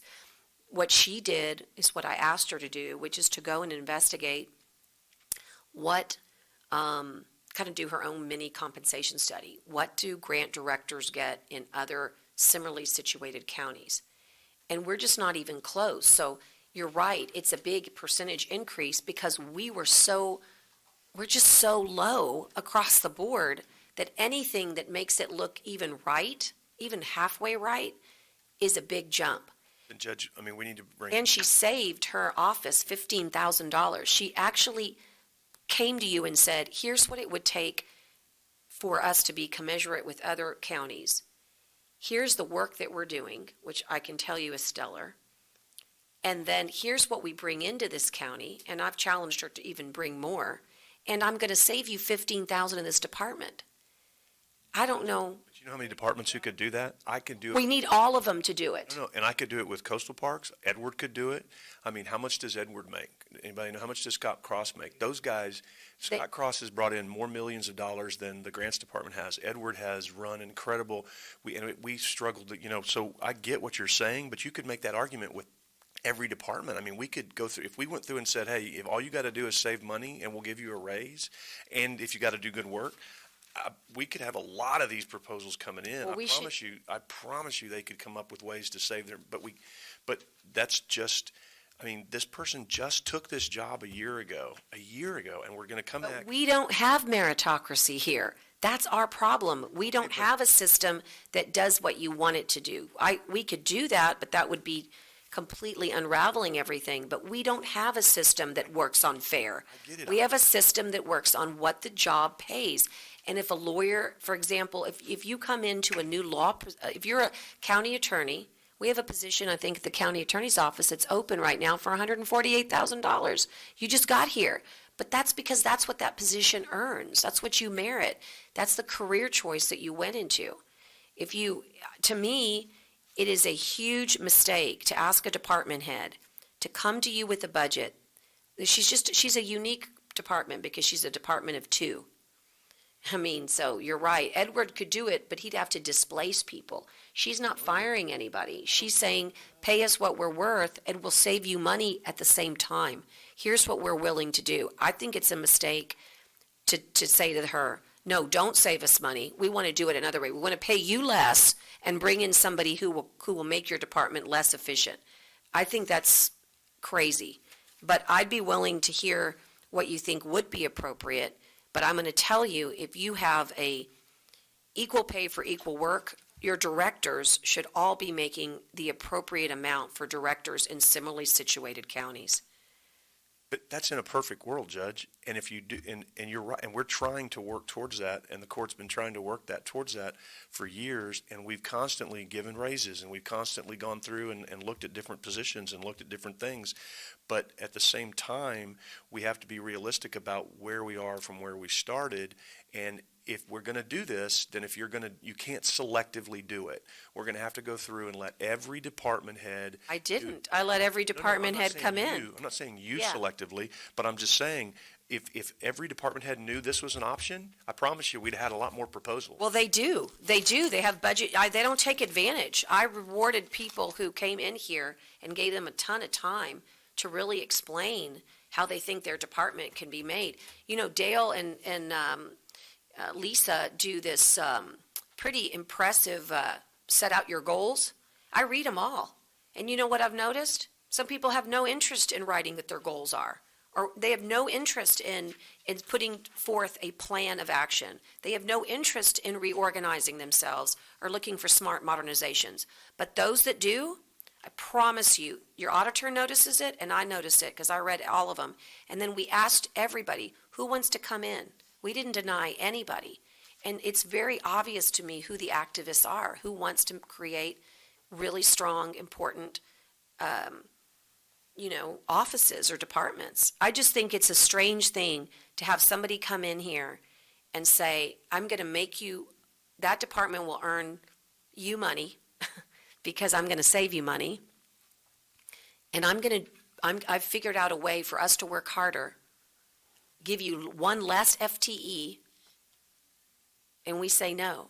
I find that I don't understand Judge. it. No. Judge, just because they took away an FTE, sure, go ahead. No, I can understand where Commissioner is coming from, Judge, but I think the thing here is, and Maria does a real good job. She's excellent. She does everything. I'm looking at it that in November, the bishop position was vacant. She took the position and she knew what the pay was and she knew there was 3 people in that department. She hasn't been there not even a year yet, and then we're going to give her another jump. And she deserves it, I'm sure. But I think that the time has to come for that second jump, to be there. I mean, it's not something that we say, well, you know what, you don't apply for it. But I think, that we're just going too fast, too far in this one here. And not only in this one here, but I'm also against the 27. It should be 10% all the way across the board, I guess. But you understand, if you have $1, if you make $1 and then you have $2, that's 100% increase. Your percentages are not an accurate measure. No, but let me finish. I understand where you're coming from. I know, but the thing is, we're not doing $1 for 100% here. We're doing a lot of dollars, and I think that department needs to have. I really think it needs 3 positions. Because sooner or later, we're going to probably be fronted with another position. Sooner or later, that's going to happen. Because I guarantee you, because that's a busy department. then it should, that, we need to be training somebody else in case Maria lives, and if she's not here, then we're stuck. You But- know, and I know what she wants, because she wants to split the money, okay, that's fine, but I think we need to have a third person there to be ready for us in the future, in case something happens. You know, we're not scrambling to find somebody, another Roxy, another Maria, another whatever, but, you know, and it only hers. I mean, I'm like Commissioner here, I'm looking at the percentages here. I know it might not be, it doesn't, maybe, doesn't add up to the percentages, but when you're trying to give somebody else a 3.5 and you want to give somebody else a 27 or a 17, or, you know, that makes a difference on their employees' eyes, you know, when they say, wow, wait a minute, why did I get a 3.5, somebody else got a 17? Or what did I, you know, when somebody got a 24 and I only got, you know, 3. So I think, I'm like you. I mean, I think everybody, we're way behind. Right. Everybody should be brought up. I just want to make, but the thing is, to me, it's not about, it's what the position pays. It will In other words, Give it time. for me, there's no waiting period. If Maria took the job, it's because she's in the career path. She shouldn't be punished because she's only been here. The pay is what it is in all other counties. If you really want to make sure that if Maria, let's say, gets an opportunity because her husband gets another job in Washington DC, let's say, if you really want to make sure you get another great Maria, let me tell you how you do it. You make sure that the pay is commensurate with other counties so that you get the best employee, the best applicant. That's how you do it. It's not about whether they all deserve it. She will be there. And But when? You don't get to say when. It's whenever the pay. That's what happened with our county engineer last year. We were behind the times because we had a former TechSite engineer who took this position on his second career with Glenn Sullivan. But when we went out and went into the real world and realized, hey, we can't compete against the private sector in engineering, so we had to pay a higher price for that. And I agree. I mean, we talk about a lot, and we hear a lot here in this court and in government, this department or this office is a moneymaker. This is definitely a position that makes and brings in, millions of dollars in grants on a yearly basis, and not just for the county, but for different parts and departments of the county. So not just for the courts in general as well. So I agree. I think we need to pay her to help secure against the private sector, because there are some key positions that we are going up against the private sector. We are. We lost our previous grant director in various circumstances, but she went into a private sector where the pay overall is better than what we could offer. Once again, engineering, same thing. And so there's some key specialized positions that we have to be careful for and mindful of, and that's one of them. And this grants department brings in a lot. I think by increasing the assistant position as well, that ensures that we have somebody who's going to be trained and learned. It's a process. It's an education, but it's also a process that you just have to learn. And that's what we saw with Maria coming in, working up through the ranks in the county, and eventually becoming number 2 and then becoming our director. So I think that we need to keep the positions as proposed. I agree with the judge on this wholeheartedly. We have to. Well, I want to weigh in on that. Everybody deserves a raise at some point, I would think, but I think she's been in that position not even a year. And I do like the idea of having someone else come in there trained to have the opportunity that she had to train to be able to get the position she's got. But I'm more concerned, we have a lot of wants and needs, but I'm more concerned about people that are making $29,000, $35,000, $40,000, $50,000 that can't make a lick. You can't live like that. So those are the people I want to give raises to this year. Is Julie available today for questions? Just to make sure she's on call. I was going to email her, but, And I really made a list here of Juan, Edward, Michael, Juan Villarreal, and Julie to get 10% each, because I'm sure other counties pay more than what we do, and those department heads. And, we need to do a study on elected officials, because, if we're going to do it the way you're saying, we got a lot of people that needs to be addressed, whether they made a budget proposal or not, or whether they were activist or not. If we're going to do it for one, then we got to look at every single solitary one of them, because there's a bunch of them that are in this category. so I'm gonna show you all something here. I can can only do it by writing. We already got the radio deal settled, right? This is what I want Julie over here for. Good Morning. Julie. Happy time. Julie, Yes. yeah, thanks. I want people to understand, everyone here has the right mindset and heart to want to help people. So it's a given. Let's not debate whether or not we want to help people.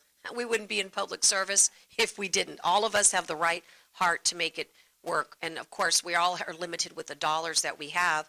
But then when you actually have dollars to spend, we want to know how we can be fair, how we know we can be, that the compensation is correct. You and I talked about a compensation study for professionals. Right. We do not have that done yet, but you are looking into a compensation study. Is that correct? I'm looking for a vendor to A do it, vendor, right. because it's costly to do a countywide one. But I'm thinking it would probably be just for professionals that we would need to do, unless we do our own survey amongst the other counties that are comparable to us in size. Right. So what I want to try to show everybody is what you and I spent quite a bit of time on, and that is that from pay grades 11 through 14, all of these folks earn less than $15 an hour. Is that correct? Yes, Okay. Do 16. All the way up to 16? yes. Pay grade 16. No, Okay. if you want $11 per hour, it's always 17. Okay, so I was right the first time, okay? 11 through 17. For I 15 had it an written hour? down. That was what I thought. Okay, they make less than $15 Yeah, an do it. hour. If you were to take that entire pool of people, okay, up to 15. No, they're at 15, or what are they at now, Dale? 15, right? They're all less than They're all- $15. All less than All less. 15. Less than Everybody 15. here Oh, gotcha. earns less than $15 an hour. That is a $1.2 million.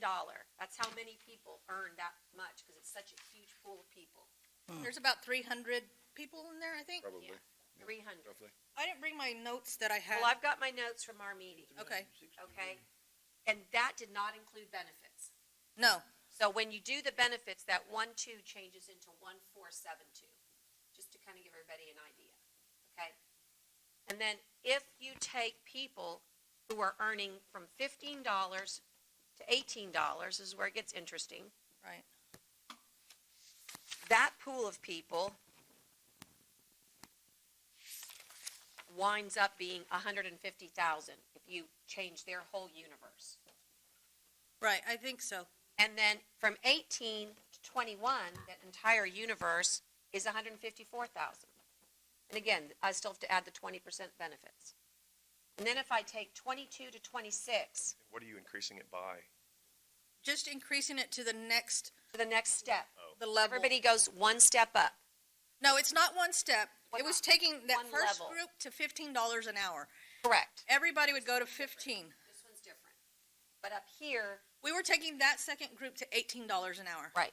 But how many steps is it? Do you remember? Not some- steps, but the numbers. I understand what you're saying. No, I didn't understand you were going from 18 to 21.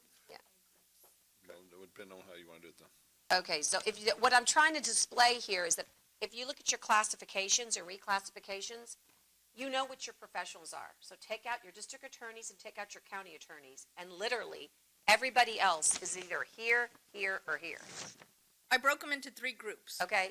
Professionals are down here. Let's not put that on a different plate right now.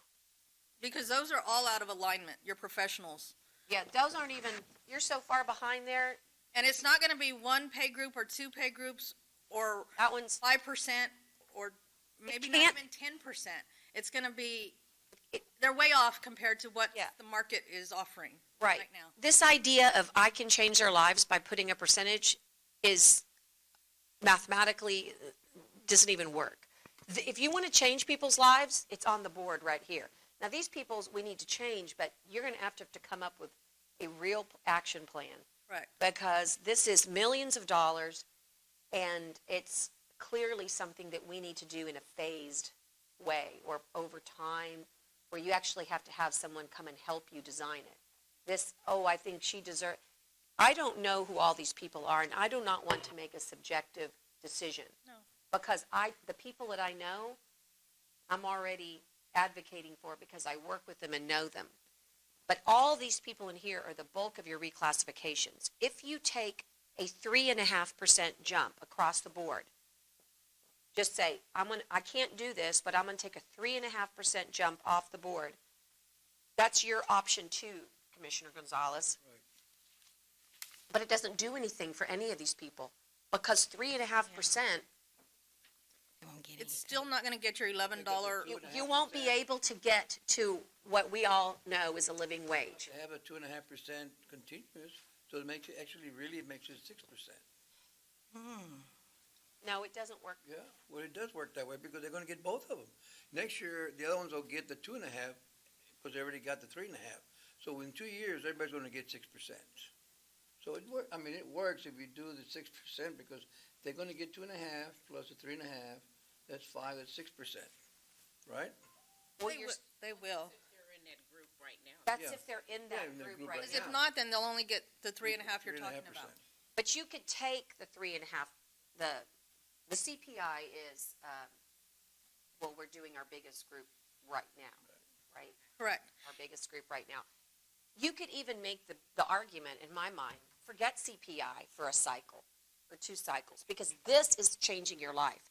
Because when you take 3.5% on someone who's earning $12 an hour, you're getting what? $12.45? I mean, this is a major game changer here. This is why it's so hard to do. Because, and just so you know, all counties, because I talk to county judges multiple times every week. This is what every county that's urban is going to. Okay? Because nobody can live below that. If you are in pay grade 11 or 17, chances are you have a second job if you're the only breadwinner. If you're not the only breadwinner, that might be the case. But if you're in 11 through 17, you leave here and go to another job. That is the reality of the life here. And let me tell you what we can do. You haven't been presented it yet, but all indications, and that's all it is an indicator, is that we can sustain the premiums for your health insurance. And Commissioner, in previous years, In the retirement. you wound up getting a 0 because your premiums offset No. the 3.5. No. We, the court, paid for a lot of those premium increases, Dale. Is that not correct? That was Lloyd's big deal. I always said we need to be given raises. He said, no, we're going to save them. So we, the county, ate many of those. So, 1 year it was $850,000 that the county put in their budget. Well, I don't think we're going to have a premium. I'm just telling you, that's not, I want to make sure we're correct, because that's where the counties, sometimes the employees would not remember, because they didn't see an increase in their salary, but they didn't see a decrease in their premium dollars, so there was an increase to them that we, the county, paid for. That was one of Lloyd's things, right or wrong. Lesson, but there is a cost of inflation. No, It is but you just never- said they didn't, Well, you dismissed, I was told that you all had a premium increase. but we paid for a large portion, if not all, of some of those premium Did you pay for increases. all of it? No. I A don't large, think you- a large portion. But they saw a premium increase, and when they see a premium increase, it was a when I looked at the numbers, I realized you all absorbed a lot, but they still Lot. saw, it doesn't matter, because if they still saw a premium increase, and that premium increase was equal to a 2.5% or 3%. But it wasn't equal to. It was never equal to, Judge. So we've got to not say these things Well, without, you But can't let throw me that just stuff say out there. this, you just said that you paid for all of it, now you're now, No, Dale I said we you paid for a didn't large pay for it. portion of it, but you're saying it They offset had a it. premium It increase. was minor, and it wasn't, you just said it was offset by the raise. They paid out You of- just said it was offset by the raise. If they got a 2.5% It's raise. offset, it's offset, doesn't have to be completely offset, but it's offset. Okay, but that's. Did they so have a let's- premium increase? That's the question. Yes. Did they see it? The answer is yes. A very minor one. What was minor? $3 per month. That's pretty darn minor, Judge, $3 per month. So please don't articulate. Tell that to somebody, though. Okay, Well, but you know don't, what? And $3, but they I'm got gonna a, remind you that when I offer my tax increase at $24 a month. but when they got the $3 increase per month, how much of the raise did they get? Depend on the employee. It could be, if you factor in, Say that we're talking about the lowest paid at 25,000, and then say they make maybe 1,100, they may got $100 a month. Okay, so they got a $100 a month increase, a $3 offset for a $97 increase. That's not enough, but please understand that the increase was very, very minor, and they. No one's here to say you guys are bad people. We're here to talk about what it is that makes a difference in people's lives, okay? And that would make a difference. If you wanted, this is everybody pretty much in the tower and everybody in the admin world. Plus vector control, plus animal control, plus All your public work. all your public works, trying to think of who else would be in here. I'm not disagreeing with your concept, I'm just saying we gotta throw it out there in the right way. JPs and Right. all the clerks, everywhere, everybody. $15 an hour is the living wage, and lots of employers are trying to go to that $15 an hour. I know the county judge was asked about it. I know you've been asking for it for several years. And I know several have talked about it, that we need to move the lower. And maybe it's not all in one year, but Need to move 'em up. you've got to understand that when you're talking about this, it's 10% up here, 15% here. I mean, you may have been giving raises, but they were not keeping up with the standards that other counties are paying. And when you couple that with inflation, and couple that with, and I'm still going to go dig into whether or not there's been, there's not really been a COLA, right? There's not been a cost of living. Yeah. You had a cost of living increase?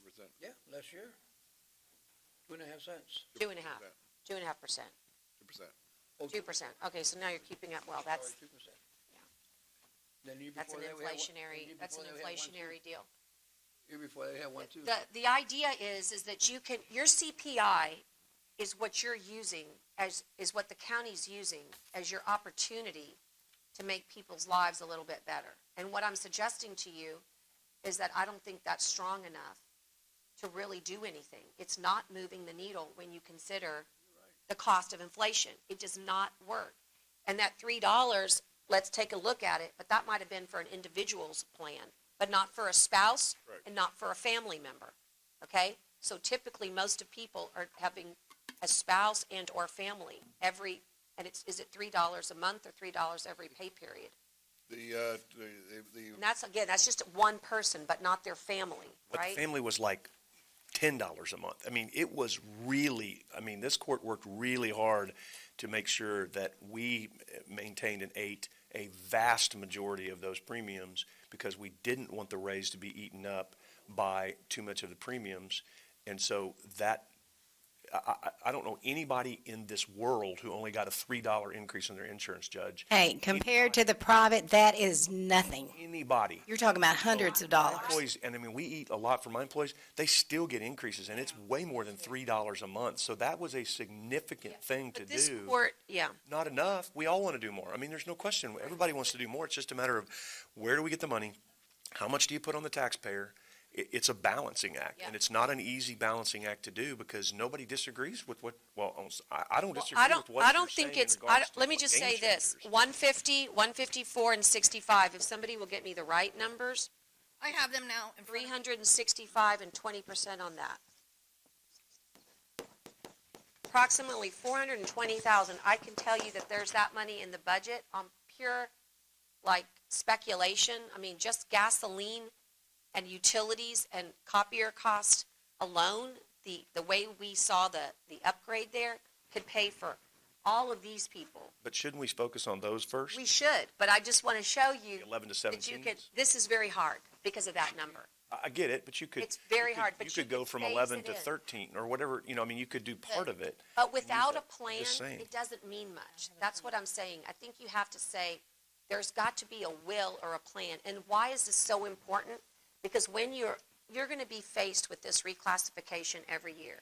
Every year, you're going to have different departments coming to you to angle and to try to figure out what they can do to make their lives better.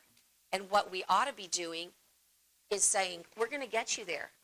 And when you get there, you're going to stay there until such time as the market determines that should be something else. And Judge, I don't think anybody disagrees with that concept, but for this particular budget, right, we don't have that plan, and so we've got Actually, to. I do, but, Well, I no. haven't been able to show it yet. But I think that this still is a big number. Okay, show it, it's getting kind of Well, tight. We need to, well, I'm getting a little nervous, I mean, Well, we're a month away. The thing is that you believe in truth in taxation. So when you're in the truth in taxation, we have to agree from the start that when you use the same tax rate, but your appraisals go up, that you have, for some people whose appraisals went up, a tax increase. Right. That is a truth in taxation. Right.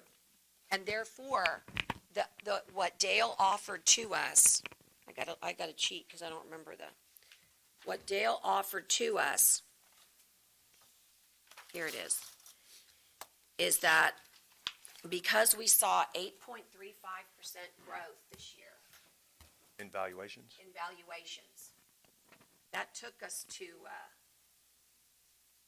is it 32, Dale? 30 billion. Huh? Net taxable is 30 billion, Which page now? 30 billion, right? 14.1. 14.1. Why can't I see this? Oh, yeah, 30.2, I see it. 30.2. The tax rate that we had last year for the general fund, Dale, is .269. Is that right? That's correct. .269. What you've offered this 913. year is Point 264, 913. 913. And what you've offered this year is, was it .262? That was your suggestion? 170, let me get the 1 cent. Which one are you, 0.262974. Say it again, .26? 0.262974. which is which scenario, Dale? Sorry. 14.9. So this, Brent, This is what you're recommending? 1 cent, yes. this gives us 5.5, this 5.5. gives us 6.4. If you stayed with the effective, which is the only way, there is no truth in taxation tax increase, okay? You'd get 2.9 or something like that. Right. 2.6. So, all right, so Dale, what you're saying to me is, you're recommending this .01, which is 3.95% above the effective tax rate, but it reduces the tax rate, I think. Yes. And what does it reduce the tax rate Right to? here, .262974. And what is our current one? I'm sorry. That's what I'm suggesting we stay at, 2.264, .002 differential. Wait just a second. Hold on. Oh, let me write it better. No, I'm just trying to keep up. It's .002 around that area. Okay, so this 2.62974 is what Dale is recommending, and then you're recommending something different? .264913. That's what it was last year, Hold on, 264 what? 913. That's the tax rate. Which is the next one, which is the 6.4? Right, that's what we set last year. Well, you actually, but you guys through the court. But the tax rate, I say, stay steady. Well, the tax rate last year went up, right?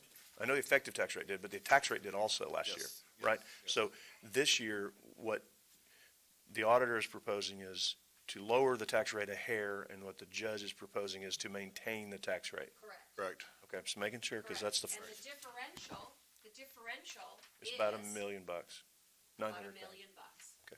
Just asking. Now, that, still, I propose, there's still dollars here that I've identified, and I have to ask Ernest, because I'm not really sure Okay. I've seen the whole, If I can confirm, Dale, 1410, we were, the prior year was 267063. oh, did I say it wrong? on 1410, what happened is the debt service rate, the Well, required. hold on. What we did is we're using the total rate as to stay the same. Because the debt service rate is a requirement of value, we had to lower the debt service rate to its No. maximum levy. So we basically increased the general fund rate, keeping the total .31 where it was. Well, I was using the .267063, the general fund only, Right. is what we were talking. Yeah, but that's slightly different from what last year's total rates were because the debt service rate was higher. I understand that. Okay, So, I'm sorry, Would Judge. you like me to rewrite the numbers, or are they still okay? Okay, all I really want to say is that the tax rate that was last year is what I proposed for this year. Correct. That's really, and if I'm wrong here on the numbers, That's the 0.1. But- 0.01? right, and let me tell you why I think that's so important. And I've wrestled with it because this was my first choice, yours, to be honest with you. Yep. And I've gone and I've literally arguing that I'm like Star Wars, I'm like arguing with myself. Yoda or whatever. Within 6 million. But I think that at the end of the day, the difference for me is revenue caps. Yes. I cannot figure why I would ever want to go here when I know for a fact that this community is growing and that if I am stuck, here's another thing that's important. Under your scenario, that is probably what? I think this is 5.85% revenue increase and this is 5.83, 3.9. The one cent is 3.9. Well, then maybe mine's lower than. No, if you go 10, what was it, 10? It's saying 5.57 above the tax rate is what, above the effective tax rate is what the judge is proposing. 5.57? What And then about Dale? 3.95 above what Dale's proposing. That's what the book says. Right, Yeah, and I have to yes, tell you, correct. because I'm actually, can you believe that I'm gonna give a speech at TAC on what the prompt is, how to live with the tax rate? How to live that, so I'm actually practicing for this. So my first instinct, I wanna be honest with you, was to go right here, because I said to myself, I already know my speech. My speech is, I'm practicing for you guys, and I'm already almost in the realm of 3.5%. You're comparing 5.5 plus 4.66? Yeah, but here's the problem with that theory. It's economics. If you are stuck with 3.5% next year revenue growth, when you know you're growing, that's not even a debate in my mind. You know that valuation of 30 billion, it's going to go to 32 billion. Can I ask a question? When you're calculating the effective tax rate, it's, in truth and taxation standards, it's all three combined. Like our general fund, our debt service, and our road fund. Yes. Correct. Well, at first, we do our general fund and debt service together, and then we calculate our road fund separately, and then they're put together in a total. So, question. Oh, excuse me, and your new construction is not a part of that. Right. Very That- important. Right. So, if the debt service rate went down, and if the road, I'm not saying it is, but if those two funds went down, and we maintained the general fund tax rate, wouldn't that lower the effective, or wouldn't that potentially be closer to the effective tax rate if those two things happened under truth and taxation? Won't be close to the effective rate, because the effective rate's a lot lower, but yes, and we know for a fact that the debt service rate is going down. So, if the It is debt going service, down. okay, so is this on page, whatever page, the effective tax, the debt service rate that's in there now, is that projecting the down rate already?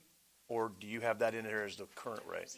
4.10 Well, I'm on 14.9 and 14.10. And we'll kind of 4.9 explain. and I'm looking at the two proposals that y'all have made. So where I'm going is, if those two go down and the general fund tax rate stays the same, goes down, whichever one of these two proposals we take, wouldn't that then lower that 0.313088 more to where it would be closer to the combined effective tax rate?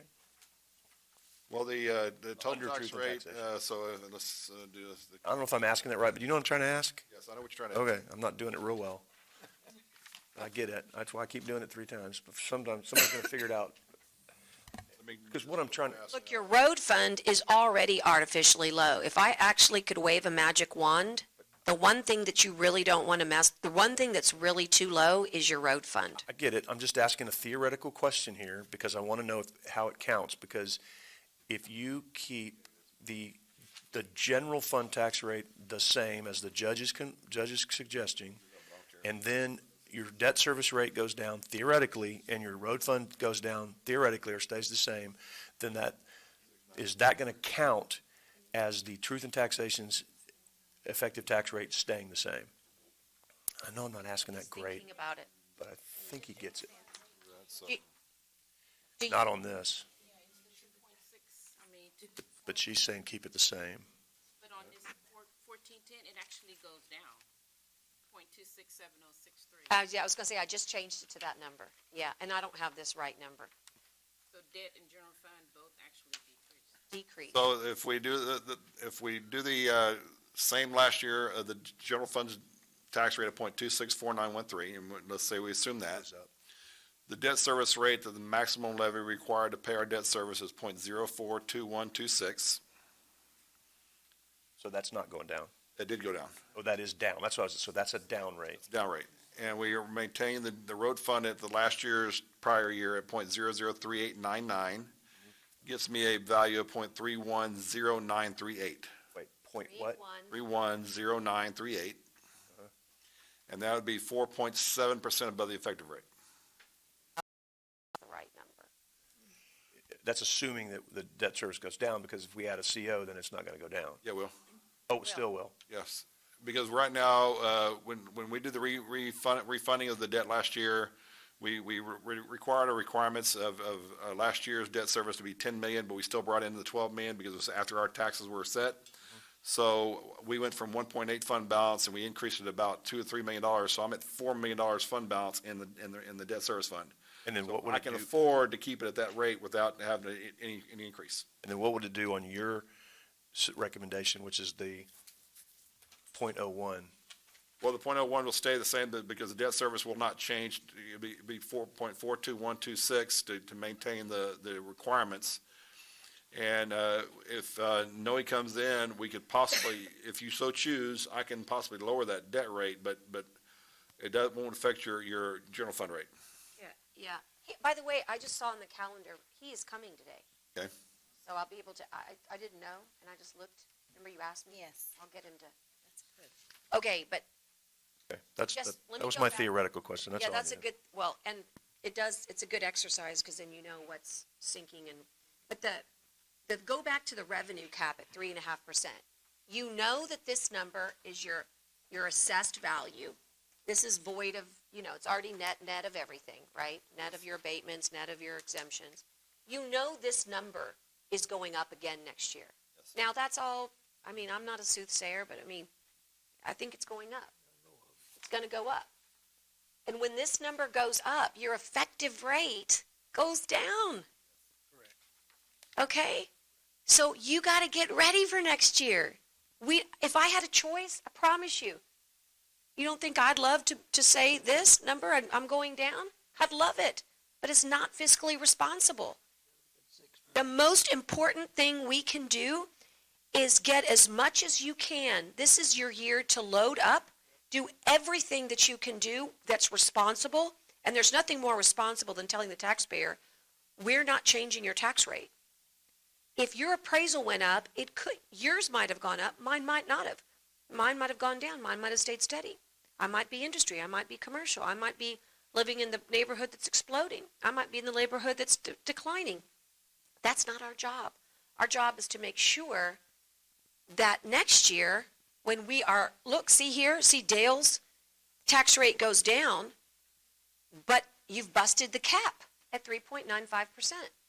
So the stressors that you have, and I've made a list of, you know how we had those negotiables and non-negotiables? Well, now I've said which ones are reoccurring and which ones are not. Because some will reoccur. So in the next 3 years, I can tell you which I'm calling them stressors, which budget challenges are reoccurring that we're going to have to deal with constantly, and which ones will get a little break. Because I truly believe the 3.5 is here at least for a few years, right? So you've got to be able to, so you're going to get a break as a taxpayer next year, most likely. Why? Because your values have gone up, your revenue's been capped, and there's nowhere else to go. You have to go down in order to live within the 3.5%. So this is the year to tell the taxpayer, honestly, I've kept your tax rate steady. And for a $200,000 home, using the example of we didn't hit you so hard, you shouldn't be angry with us, it's about $24 a year. No. Yeah, was it a year? I don't know if yes, it was. No. I feel like it wasn't. I have to look it up again. Usually valued on a year I just chose a $200,000 home and said, I can't remember. You know what? You're right, Lisa. It was, because I was all just to our 30 cents. Yeah, $24 a year to your 31 cents per $100 valuation. That's absolutely right. So for me, if I can take care of all of our budget challenges, which add up to about 4.2 million, 4.5, 4.6, somewhere, it depends, right, Commish, what you actually, because we haven't talked about the cadets, we haven't talked about risk assessment, in other words, but let's just pretend all in, we're feeling very generous. 4.5 of it is we got to do it to do the right thing. And that leaves you enough money to really make the decisions to get your house in order. And if you didn't want to do it all at once, if you wanted to phase in people's living wage, and then for everybody else, do your 3.5%, you could do a couple of things, because you have about $1 million here. You could make, which I would make the argument, that you pledge $500,000 of that to your cash reserves. But I thought your recommendation already factored in that there would be an increase in the reserves. There, yes. So it's already in there, That brings Judge. you 1.6. Right, because that was a question I asked Dale, was if we passed his recommendation, which is, because I didn't know anybody else's recommendation at the time, his recommendation included increasing the cash reserves by about $1.5 million, which is pretty Which significant. would make us, is that in addition to your 22? Or is that to get to the 20? That'd be a little bit above 22, but it'd still be below our 25% threshold. But it's making great No, progress. it's making great progress. And the goal is that when we go to Moody's next year, the closer you are, I think every. Well, we went up again this year, too. I mean, this year, we went up a couple million, so we went up from 19 to 22, so that was from last year's stuff that we did. If we go up and, I mean, that's going to show You down. can restructure a little more if you wanted. I mean, there's some little wiggle room. Those are all funny money. You restructure and then you can, but yes, the cash reserves going up is very important. 6.4 really is gonna be 6.5, really, I think. And again, and this is not taking into consideration, Ernest, all the areas that we've gone through in general fund and said, look, I understand that visiting judges is appropriated 100,000, but I find it more appropriate to be 75,000. Yes, ma'am. Right. That is correct. Or utilities. I find that utilities are going up by an exorbitant amount of rate. I want to challenge us to live within our means. Same thing with gasoline. We pulled all the fuel models and we said the predictors from the government, and Those are potential positions. there's position, in other words, there's enough savings here to make some cuts. And again, Dale, I know you had that good because you're worried, because you want to make sure that you're not in a situation where gas spikes to $3.50, and I get it. But there's also a range that's acceptable, and I think when you get in that acceptable range, you can save enough money here to put into cash reserves and say, at least I know that if gas went to $3.50, I don't mind going to cash reserves because that was my escrow. Same thing with the sheriff's, 6 other positions. Anyway, I'm going to make a case for the tax rate staying the same, but just so you understand why I make that, it isn't because I can't live with this number. I can do it and still make a good case that there's enough reclassifications that would change people's lives. But that number is not a fiscally good number given the requirement that the legislature has said 3.5 and our community. It's all going to depend on, there's no one answer. That's my speech. What is good for Nueces County is not necessarily good for any other county because we're all different. And it all has to do with this number, 8.35%. By the way, when you look at new construction, I think it was $32 billion, as was the whole Marketable the value. whole market, right? Yes. The whole market was $32 billion. Out of that extra $3 billion, is it close to 3? It was 29, and then it was 32. Out of that $3 billion, almost but not quite half, 1.2 billion, 1.2 billion, new property. right, represented new property. Okay, I predict that number to beat, next year's number will beat 1.2 billion. And And that's not by me guessing, like, Remember, part of the new construction was the M&G plant coming off of abatement. So that was $500 million. So we may not quite reach that, but over the last 4 years, we've seen at least $600 to $700 million of new property, at least. okay, 700. And, that's right, that's right. But, of course, and we know certain things about that particular abatement. If we were to be completely successful, Yes, that would be another yes. major, that would be a major win there. Like complete success, Judge, you go. I'm going to get that one. That one I like a lot. I do The too. facts are hard sometimes. They're not on your side. In this case, it is. But the point is that this worries me, guys. And so I want to give you some confidence, but no guarantees. There's no guarantees in life. But I truly believe that next year our tax rate will go down. And I say that with tons of confidence because of the way that this number and this number are related. Our community will have to see a tax rate decrease there. There's also this business of the hospital district. We have not had the opportunity, but today at 3 o'clock I will, to go over. Remember, we approved the hospital district's rate. They are not subject to some of the abatements that we are. And so you might make a case that their rate could go to the effective and be just fine. And then we could give the taxpayer a break on that piece of the pie deal. But before I make that decision, I'd have to see what they're going to present to me. But when you look at their 30 million, it's much higher. Yeah. It's, their 11 cents is off 32. Because we still have $116 million worth of abated property that is taxes into us. That's not to them. That's not to them. So what I'm saying to you is that they're more, Their taxable value is higher. right, exactly. So they've got the 32 billion.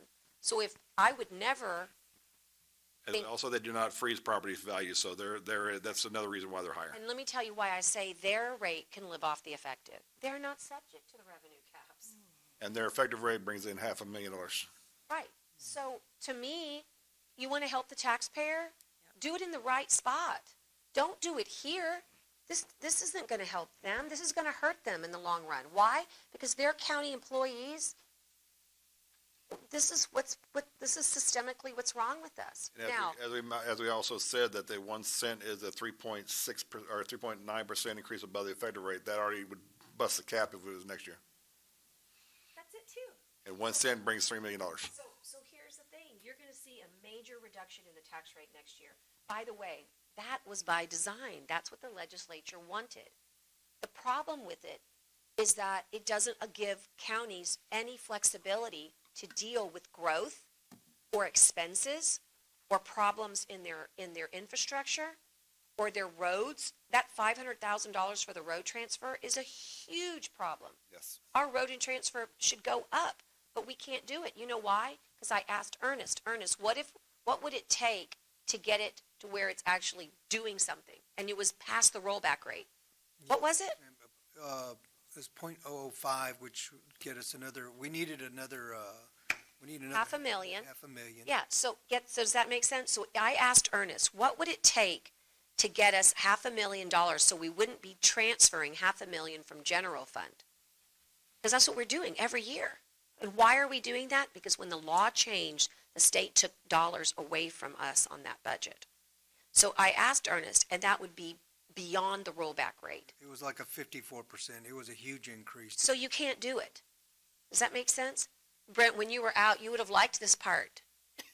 The part I said is that the hospital district should live off their effective because they're not subject to this number. They're subject to this number, 32 Bs.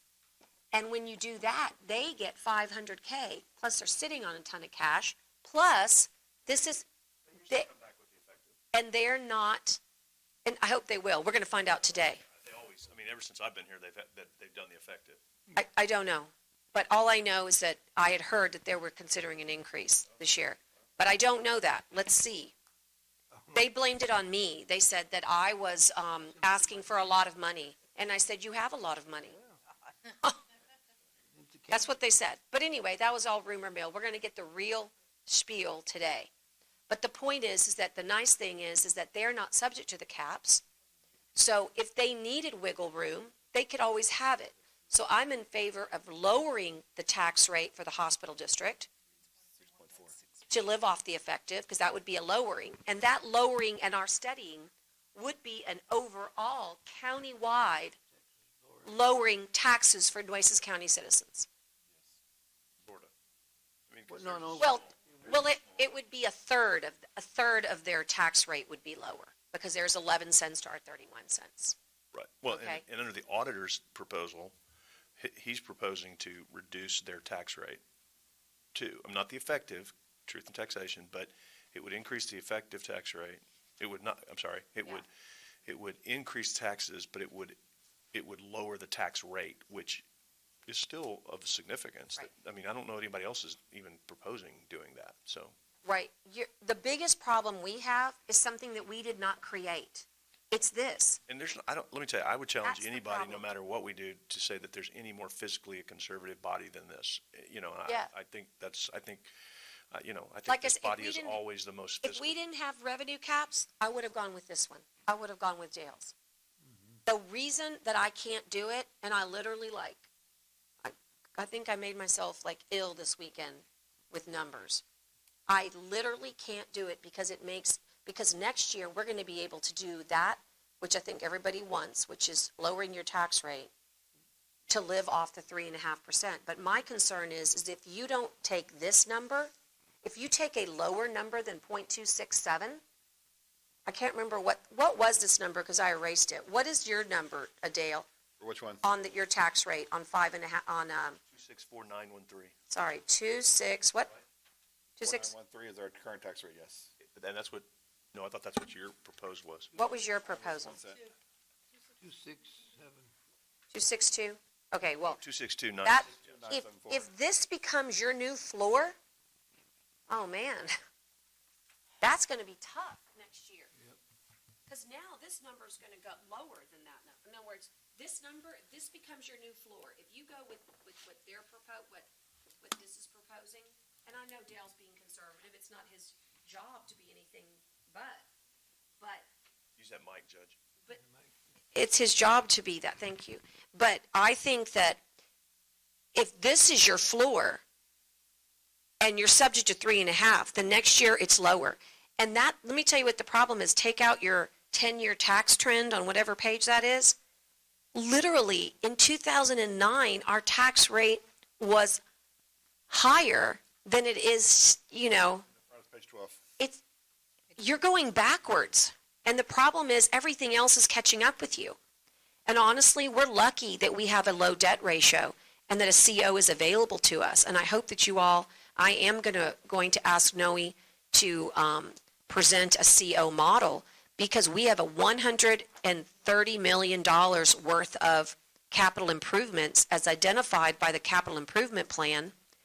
And if you don't start addressing those, they will be your new budget challenges. And guess what? Next year, you won't even have this kind of money to address those. But you've got a mini break because for 3 years you won't have, let me see what I checked off. You won't have continuance pay. You won't have the labor agreement. You may or may not have a retirement plan increase. That's hard to say, right? You will have already, you won't have the county court at law increase. The rest stays. So you have to know that you're going to have to generate enough dollars to keep pace with everything that you're stuck with today. And there's only one way to do that, and that's to maximize this. To be honest with you, you know what every other strong urban county government is doing? They're going to the rollback rate. And you know why? Because that they know then they can always go down. But you can't go up. You can't generate more funds. So they want to live off the effective from now on, but they're not going to be able to do that if they start low. So to be honest with you, I believe the tax rate being steady is a truly conservative decision because a liberal decision is what's happening in Travis and in all the other counties. They're saying, the heck with this, we got to generate all the dollars we can because you've capped us. And that's And all that's going to do is justify the legislature in what they did. So if they do all that and they go and do that, then the legislature's going to stand firm, and they could come back the next session and do it even worse, because they're going to say, you guys went out and took advantage of a situation. I get why, I get why they're doing it, well, I but mean, I'm saying to you that I bring it up I because appreciate that you're not. That's because what the I'm saying. conservative, because I believe that we need to be fiscally responsible. I don't know if that word conservative, I don't know what the heck that Yeah, let's means. just say fiscally responsible. But I just feel like fiscal responsibility is what's required. But that's why I believe that this is the right thing to do. But it will give us more money than our budget challenges. And that's where reclassification comes into play. And I'm going to shut up because I wanted to say that 11:45, we're going to take a lunch break. There's a lot of us, I think, that are doing something at lunch. And then at 1 o'clock, we'll come back, or 1:15, because I think, Teresa, is Noe coming like to interact with all of us, right? No? Am I wrong about that? I thought I saw it on my calendar. Well, would you all like to hear from Noe? I think he's on the calendar at 1. That might have been just my personal calendar, but I'm going to bring him in here. So I think you could ask him tons of good questions. But I think what I'm trying to Gotta do what, we're gonna do anything, gotta do it this year. trying to present to you that you have not quite, well, just say $1 million, because $1 million's an easier number, and I can promise you there's enough gasoline extra to get you to $1 million. And if you had $1 million, A million. how would you make this county better? I'm coming from 4-H, so I'm like, make the best better. We're already the best, okay? We're the best because we do more with less. But how can we make the best better? And the idea is if you had $1 million to make the best better, and we're still being super conservative. We're being tight with the sheriff. We're not being friendly to a lot of folks. We're saying live within your means. But what would you do with this $1 million? And that's the question for this court to answer. Under JAG's proposal, which is presented to you as an option, if you took everybody, just said, hey, everybody, I'm not going to figure out who's good and who's not. I'm just going to raise you by what's called the cost of living, 3.5%. We would get to about $1 million. No, I'm sorry, it'd be a little more. It's about 1.1 million. That's an option. But I personally believe that people respect the integrity of really saying, we're going to have a couple years where we're going to make some major changes, and that we can afford to make them. That's the thing, because you got to afford to keep these people. You can't just say, oh, this year we'll do it. And there's lots of good revenue ideas that we have not addressed in this budget, but because they are speculative in nature, I don't really want to put them in. But there are strong revenue models for us to be able to say that the only way we're going to do well in this county under revenue caps is if we create revenue outside ad valorem. Period. End of story. Ad valorem will no longer be, in my opinion, you'll be constrained. So you're going to have to develop new ways of creating revenue. But anyway, that's my reasoning for the tax rate here. But I will say, Dale, that this makes a ton of sense to me. And but for that, I would be on your train. And the only reason I'm not is because I think we have this to give. And the time to do it is now. You're never going to be able to change. You're not going to be able to do it again unless the legislature thinks differently. And that's what I think was recommended today, is how do you talk about reclassification if you don't know what money you have to reclassify with? How do you prioritize that which you don't know?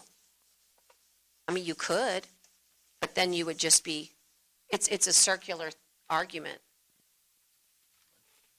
And again, remember that the professionals, the county attorney, the district attorney, they're very, I don't know if 3.5%, Julie, would make a difference to those folks at all. I don't think it would move the needle based on their salary, but what is your thoughts on 3.5% for professionals? That would be kind of like a COLA increase. It still wouldn't make them competitive to the market right now. I mean, like I said, some of them are going to be requesting 10% and even higher than that, just to be able to be competitive with what's out there. Did the district attorney? Let me just, Yeah. Julie, if they 3.5 and 2.5, But not everybody's getting that two point But five I know, but the other parts are not getting it with the smaller part, Right, they get it next year. or the following, because it's a three-year, Depends on which cycle. Okay. it's a three-year cycle. Within 2 years, you can In 2 say. years, everybody's gonna get it within 2 years. 3 years. Continuance pay is a three-year Okay, cycle. But I think it'll be 2 years, but anyway, and the thing is with the people, those under 30, they get almost 7%, to bring them up, because they go 3.5 plus 3.5, in my deal here, it's 7. So that's gonna bring them up, for the 30. So this is why I'm, hey, if we're gonna do something this year, hey, let's go up another, let's do 4.5 then, But I just know, I just figured out with what I need here, $1 million would cover everything that I have here in option 2. Where we're not doing the classifications, we're doing the 3.5% for all employees, the 3.5% for the employees under 30,000, and then continuous pay, the 2.5, and the retirement, everything else stays in there, right? Or maybe you say no continuance pay. We've brought you up to what we believe to be a living wage, and now that's good for 3 years or for 5 years, and it gets to be revisited, or whenever you say. But once you're brought up, you don't really need to have the 3.5% until such time as you look at it. We're not bringing them up to that point yet. Now, we were gonna do everybody across the board 6%, 7%, maybe so, maybe we could say that, but I don't want it to stop the continuous, if we're not gonna be able to give them what they actually need, so. I'm open, but And just so you know, with the DA and the county attorney, the first thing I think we all ought to agree is whatever resources they need, they ought to have. In any job, an employer should be able to provide the resources to do the work. And so I think there has been some lack of communication. I think we've rectified that. In fact, I got a nice thank you from Kathy Mills. Remember when they came in and we said, hey, look, why don't you go see Michael? He'll get you what you need. Or I think Tyner said, I'll get you something.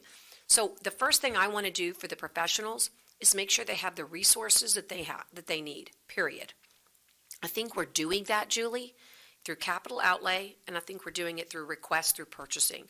But if there's something that you think that those professional groups, am I missing one? Because I feel like I am.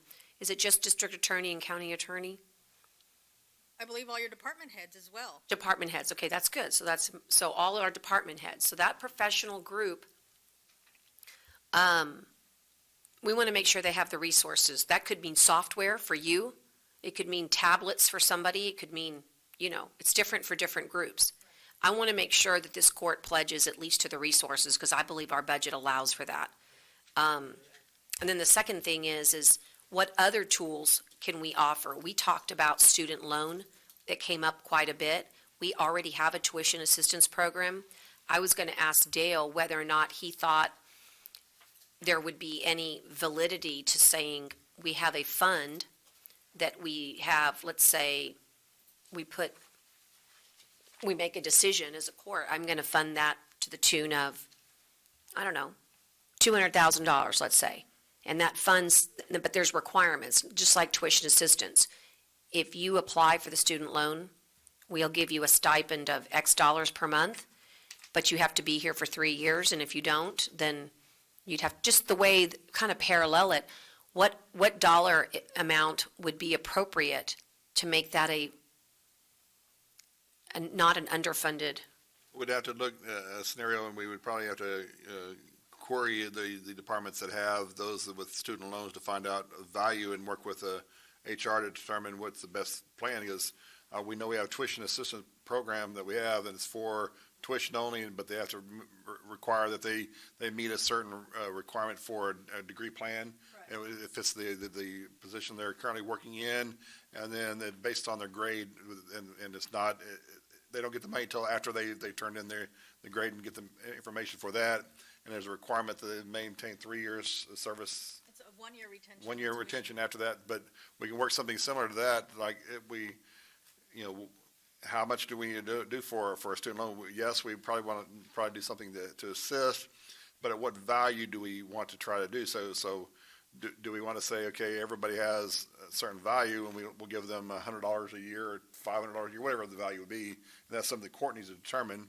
And then with that, we could create a fund, and then after querying the departments, we would know how many employees that would Right. have potential of qualifying. And I'm in favor of that because I think that that shows some integrity on our part, but not without some data, so we'll know how to fund it properly or whether we can. But what I like about it is that each year it has to be taken on a case-by-case basis. In other words, this year we know, what if we couldn't fund it one year, right? That I think that we can at least say for the next 2 years, or, you could make a plan that you would have this fund.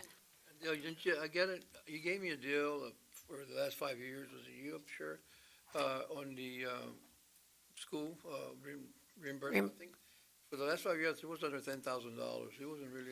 It's not, a lot of people don't really take advantage of this, but however, the employee must first submit their request to the department head, and the department head's the right to say yes or no based on, if for example, if someone in my office says they wanted to go take a degree in archaeology, I'd probably say no, because it doesn't fit my profession. But, but if they want to come in and say with this, and yes, we'll approve this, and once it goes to us, then it goes to HR for their review to make sure we've approved what they would have, so they know the funds are there, but it's still written in the personnel policy that we have that availability. Right. Well, like, for instance, if we did do a CO, and you did have a $250,000 fund, if you will, okay? 50,000 from each of us for just this year, then that is a great example of you turned something, you didn't lose anything because your precincts are going to get fulfilled with a CO. And you've been able to do a test balloon, if you will, of whether or not that made a significant difference in professional careers, in the lives of those people that are serving you in professional careers. It would definitely be a good recruiting tool, especially in our professional positions of the DA's office, where people are coming straight out of college and applying for our entry-level positions in the DA's office. Yeah. And also, this might be a little bit different from the tuition reimbursement. Say for example, the Commissioner's Court say, for this particular year, we're going to give you at the most $500 per year for loan repayment if you qualify for whatever. So, of that, we give you a stipend of $500 or maybe $100 a month, whatever might be the case. But y'all set the rate of saying this is the most we'll give you for the 12 months period, and you qualify for it by submitting applications to your department head and HR, and then we provide them with the funds. Well, it's an interesting way to at least, if we're going to tackle, I think there should be a plan that we set forth for our employees, right? But it's not just about them, it's about us in Nueces County, because the idea is you want to have the very best team put together to perform these services at the best level. And what I can tell is there is kind of like that 7-year itch, and then once you get beyond that 7-year itch, then people tend to stay, and they become vested with your group and their team members and the work that they're doing. So anyway, I think the bottom line is on reclassifications, you have to get your arms around and maybe use this time, take lunch and be back at 1. Use this time to figure out what is your will, what is your voice on this tax rate? Because if you don't know how much money there is I think we have a consensus on the challenges, mainly because there were no options. There was a few that were questionable, but for the most part, at least the first 4 million were pretty straight up. I mean, they're there. And you've got to figure out, this is not an effective tax rate year. So anything above the effective is a tax increase according to Truth in Taxation. So what are you doing, man? You gotta take care of the county. You cannot leave this county in the situation that it's always been. I'm going to submit to you that the reason that we are having the infrastructure problems across the board all over is because we only had so much funds to deal with. And when you only have so many extra funds, there's no will to be able to fix all of the internal things that are wrong. And just so you know, I want to also address one last infrastructure thing in case it's a budget challenge. The chillers, Dale, there was a $600,000 request this fiscal year to get the deposit done. And I know we had it, but obviously it will come under a reimbursement provision. Will that affect us this year or next year? As long as we get the CO before the end of October, or before the end of September, it would be no effect this year. No effect this year. So technically, is it okay if I call it a budget challenge? Because again, when we're talking about COing things, you have to have the justification for it. And to me, the chillers are Yes. $2 million. Definitely 2.5. Definitely say it is a budget item, because if we do something similar like we did with the election equipment several years back, it was at the end of the year, because of when the funding for the certificate of obligation, and it didn't process till November, we had to do a reimbursement, so we had to take $3 million out of the general fund's fund balance. Why you saw a big drop in there, and then we reimbursed it the next year by a certain amount, so if we don't get towards the end of the year, then yes, it will be a reduction of reserves until we're able to reimburse it. Right. So this is a sobering fact. If you take the chillers, 2.5, and you add the elevators, 1.6, you get a little over $4 million, which is the same exact budget challenge, just in those two items as everything else. So I guess what I'm saying to you is that let's not kid ourselves. Let's pretend COs, you know what? Let's pretend COs, like the legislature contemplated, was part of the revenue cap. Let's just pretend. You wouldn't even have that tool available to you. And because you wouldn't, Judge, don't give them any ideas. You I better- know, sorry. But they actually, we put a card in, like I testified against that. We wouldn't be able to tackle anything. So I guess what I'm saying is that when we talk about being conservative, just remember that the best thing that the word means is to actually conserve or make certain that your health, your wholeness of your county can sustain for future generations. And that's what I really believe is tied to the reclassifications, is that I really want to see this county do more work, more efficient work. I don't think Juan can really do the work efficiently because he can't hire people. And that's the nature of the county's business, is public works. So it has a real nexus. And I just want to make certain that we know about the chillers and the elevators, because when you take that into consideration, we're being very, very thoughtful about how we're going to, and the radios, guys, and the radios. Those are three things that are going to hit us all fiscal 1920, all at the same time. So, I mean, are we going to CO? Well, if we don't, we're going to be hot, we're going to be walking stairs, and we're going to be, we won't have 911. So I ask you, what will we do? I say we get our radios first rate because it's a public safety need and issue. We make certain that we take care of our chillers and our elevators, because that is, as a lawyer, I boarded a plane and she said to me, not hello, she said, how are we supposed to work in a building that has not functioning elevators? Later I said, you meant to say hello, right? Because I knew her. The point is well taken. These aren't wants or desires. These are absolute basic necessities. So we're going to have to talk about a CO after lunch and how that fits in, Dale, with how we would pay for one. I think that's what this court's going to want to hear, is what is the amount that would be appropriate, and then how would that affect the budget constraints? And actually, I cheated, I already know, so, but I think it's important that Noe, well, because I did the numbers, and I'm guessing, but Noe is going to be able to really explain the options, because there's so many different ways to pay on a CO. It would all depend on how you want to structure the CO, where if we backload the principal to the end of the term as we do some, then we only pay interest, and the interest depend on the amount of certificate of obligation we have. Could be anywhere from $1 million to $1.5 million, roughly. Right. So if you assume that, the first year, it might reduce my fund balance from 4 million to 3 million, so it should be, I can still function with what we have, but then we need to make sure we then look at the requirements from that point forward and how the debt applies. Right, great, okay.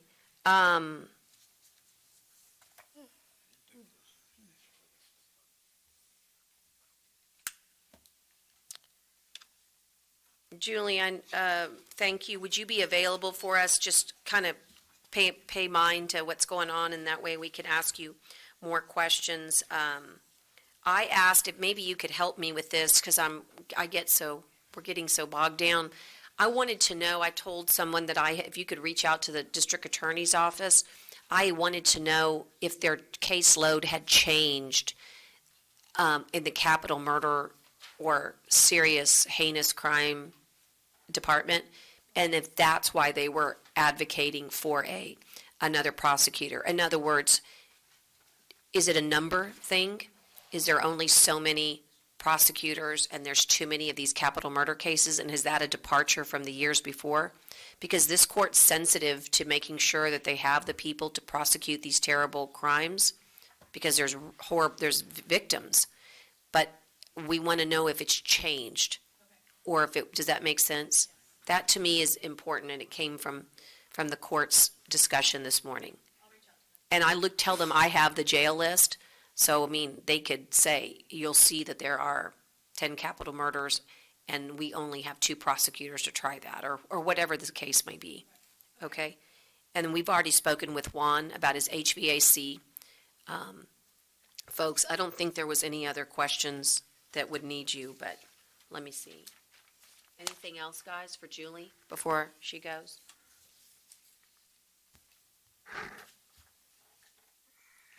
Okay, thank you, Julie. Thank you.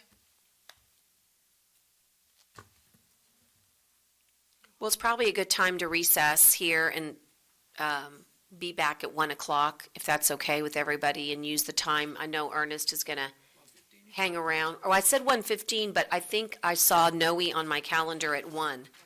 At 1 o'clock. So I'll talk to him for a little bit and then bring him in here at 1:15. Thank you. Okay, that's it. Pardon me, guys. We're back in budget workshop at 1:36, and Matt and Kathy are here from the district attorney's office, Kathy Mills, district attorney, also Matt Manning, and Julie had given them the heads up that we had some good questions. I want to specifically and efficiently, with your time and ours, to address the high violent crimes prosecutor. It's spec'd on a wish list of new positions for $84,000. Tell us with specificity. We were very interested in whether or not you've seen any trend So, upwards on numbers. yes, we have. So we ran the numbers on murder and capital murder in the county.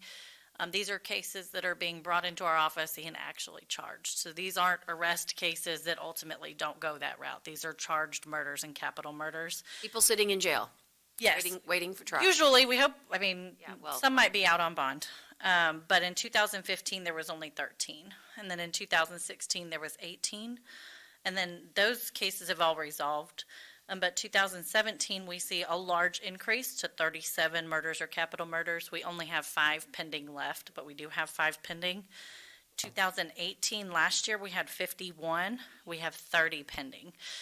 Let me be clear, that's not every single murder in this county, so if that doesn't mesh up with numbers you've seen from CCPD, that's every murder case, because every defendant is entitled to their own trial on those cases. So you may have co-defendants. So you're gonna have co-defendants, so that doesn't mean that there was that many murders, it just means there's that many cases, and these are actually charged cases. We still have 30 pending, so we know right now that we've been addressing it. Matt, I'm sure, is gonna talk in a minute, tries many of those cases. Mark has tried cases. High-level people in our office are being taken away from the administration of the office and encouraging and helping other prosecutors while they're trying these cases. We need a specialist in here. Additionally, in terms of financial impact, right now we have sent, I think, 4 prosecutors over the last 2 years to the capital murder seminar. Prosecutors need to be trained on how to try capital murder cases. They need to be tried specifically on the law. Of those 4, 1 is left in our office, Michelle Putman, the chief. So The people that are going to the trainings, like everybody else, reach a high level, finish their training, and then go get money somewhere else. So we definitely need a specialist who's in this community, who gets this training, who's the point person on these cases. So even while we're able to try them, they can be the point person to handle the law, the preliminary matters, and things like that. This year, we're at 9, and we have 8 pending. We also have 8 unindicted this year so far. So the numbers look slightly better this year, but there's still an upward trend from what we've seen in the past. Okay, and do we think with this prosecutor that we could hire if we were to offer this position? How many cases would one prosecutor, I guess, feasibly be able to handle? 2 to 3 a year, or? Oh, no, I was gonna say 20, not try all 20, but like I said, Right. we have somebody in there managing the caseload and then bringing attorneys on to assist, or other capable attorneys. But that's not just capital then, that's just murder. Handling murder cases. I was gonna say, God, we don't have 20 capitals, okay. That's also staffing. I mean, their entire Right. caseload would be these major cases. To give Your Honor's context, in the last 12 months, I individually have tried 10 homicide cases. So, Wow, I mean, that's nearly one a month. Some of those were co-defendants. I had a case with 4 co-defendants, 3 of whom elected to go to trial. So it's not 4 different cases, but that's still, 4 well, trials. you still have to prepare. Right, 3 trials. So, and I'm obviously tasked with the administration of the office. Kathy is doing the heavy lifting there, but she and I do that. So that kind of diverts away from that. So the idea is to have one person whose Focused. sole duty is your violent and high-profile cases. To give you all context as well, under Mark Skirka, there was a gang unit. This was essentially their function. So they did all gang, high-profile, high-level crimes. And the reality of it is our line prosecutors handle these, but they just unfortunately can't handle it with the rest of their caseload as well. The idea is to have one person whose sole duty is these major cases, which would include staffing, trials, taking them to the grand jury, all the other. So if we were to post for this position, you would require what in years of experience? We would A require range, I'm sure. at least 5 years experience, high-level trials, or a number. So, for instance, we have a couple prosecutors in our office who may not have tried not been practicing for 5 years, but they've tried 10 murder cases. We would look at the number and make sure it's something Okay. comparable in terms of experience. But this is a customary thing. A lot of DA's offices have a violent or homicide unit. In our office, it was abolished before Mark took office, and we never did a reorganization as to that because we wanted to make sure the high-level people in our office were actually in the courtroom, which is why I'm trying all the cases. But it's not really feasible for a few people to try those cases with the increase. Can you remind us how many vacancies you have in your office right now? Sure. So right now, we actually have 3 vacancies. We posted one for a week and got one applicant that was not adequately qualified. We just asked it to be re-extended, and then the rest of them, instead of posting more high-level jobs and continuing to try, we're then promoting from within and posting the low-level jobs. We're doing okay getting applications for the low-level jobs, 3 to 5, which is okay. That's kind of sad if you ask me, but it's enough to fill those low-level spots. But we're still, we're not able to fill attorney 3, 4 level, So do you believe then this is the right price range to get somebody that you need with this type of experience? Absolutely. You won't have, Might be a little low, but. and we still might have vacancies somewhere else. Because we've been talking a lot about, hey, what do we do when we know we need something, but we know we have vacancies? What makes us think that by budgeting another position, we'll fill this, and if we haven't filled the others? And I'm trying to distinguish. So to this see. one falls on the high end, just below chief and just after the level 5. So it's definitely the right amount. I think if we posted a level 5, we might be able to fill it, but we haven't been able to fill a 5 externally either.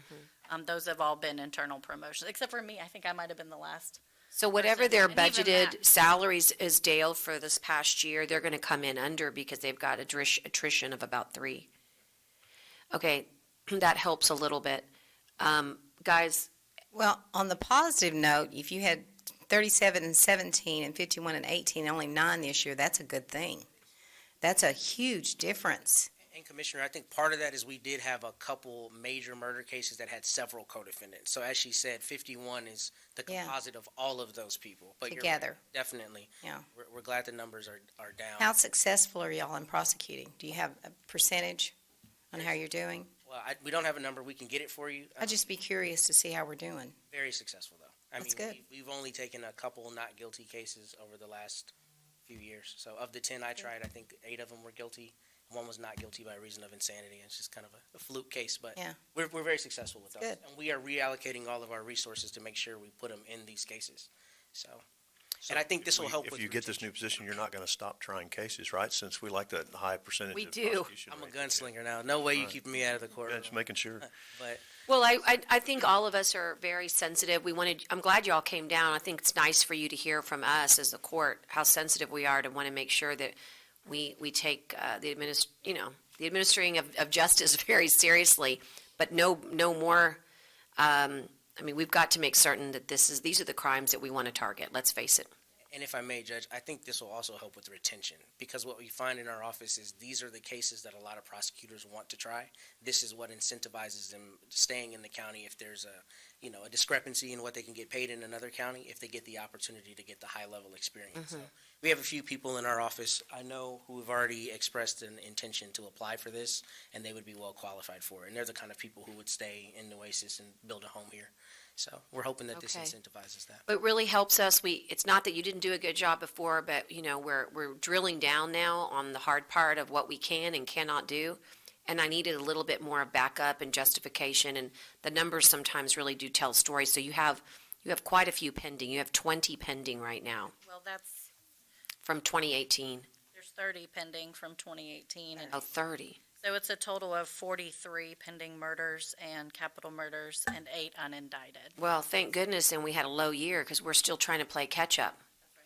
Okay, does that help everybody? Does anyone need any more before I let them go? I think it's great what you're doing, promoting from within too, and then posting for the lower level. I think that's great. If we can keep them, if we can Yeah. get these higher level jobs, then we can keep them, but once we're maxed out there and they see we've got career people in those spots, then you reach level 4 and you're out of our office.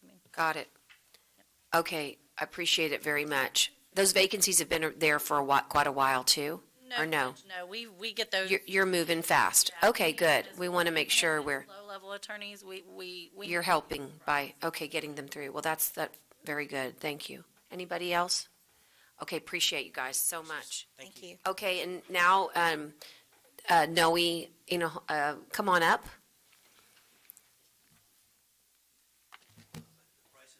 I know, come on down. It actually even looks like it in a way. Talking about dollars, do not go over because you will not get anything behind the curtain. I'm not giving any prices. Thanks, how are you? We'll go ahead and leave one here. He'll come here in just a minute.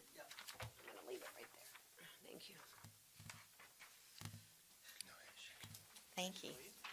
I know you're here to present whatever is in our hands now, but also just want you to know, by way of background, this morning we had a interesting discussion about tax rate, and Dale has, I don't know, I'm sure you have seen it, but our assessed values have gone up. Anything you want to comment about as far as it relates to everything would be great. But our assessed values obviously are higher.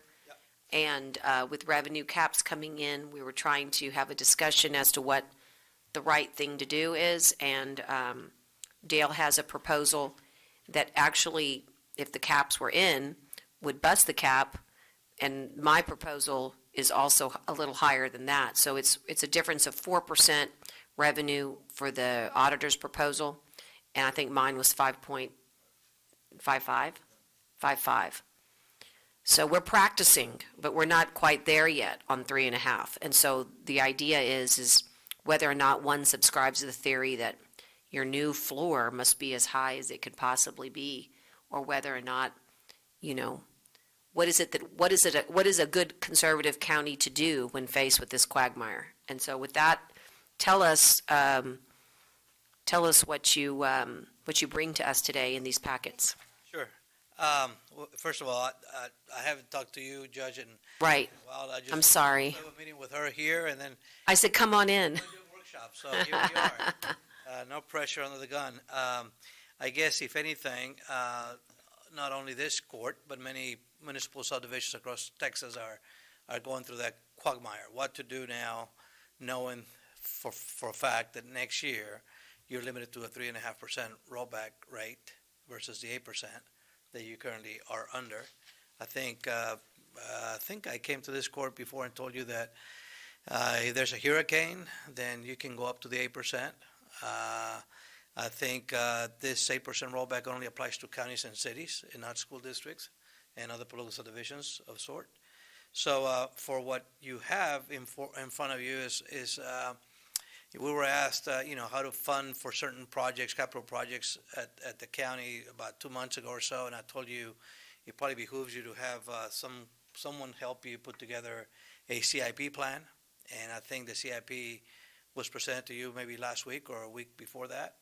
And so in an effort to try to keep up with your concerns and maybe demands, we put together just a two-page scenario of what ifs on how to fund what was given to you a couple of weeks ago, maybe $120 million, $470,000 in needs over the next 5 years.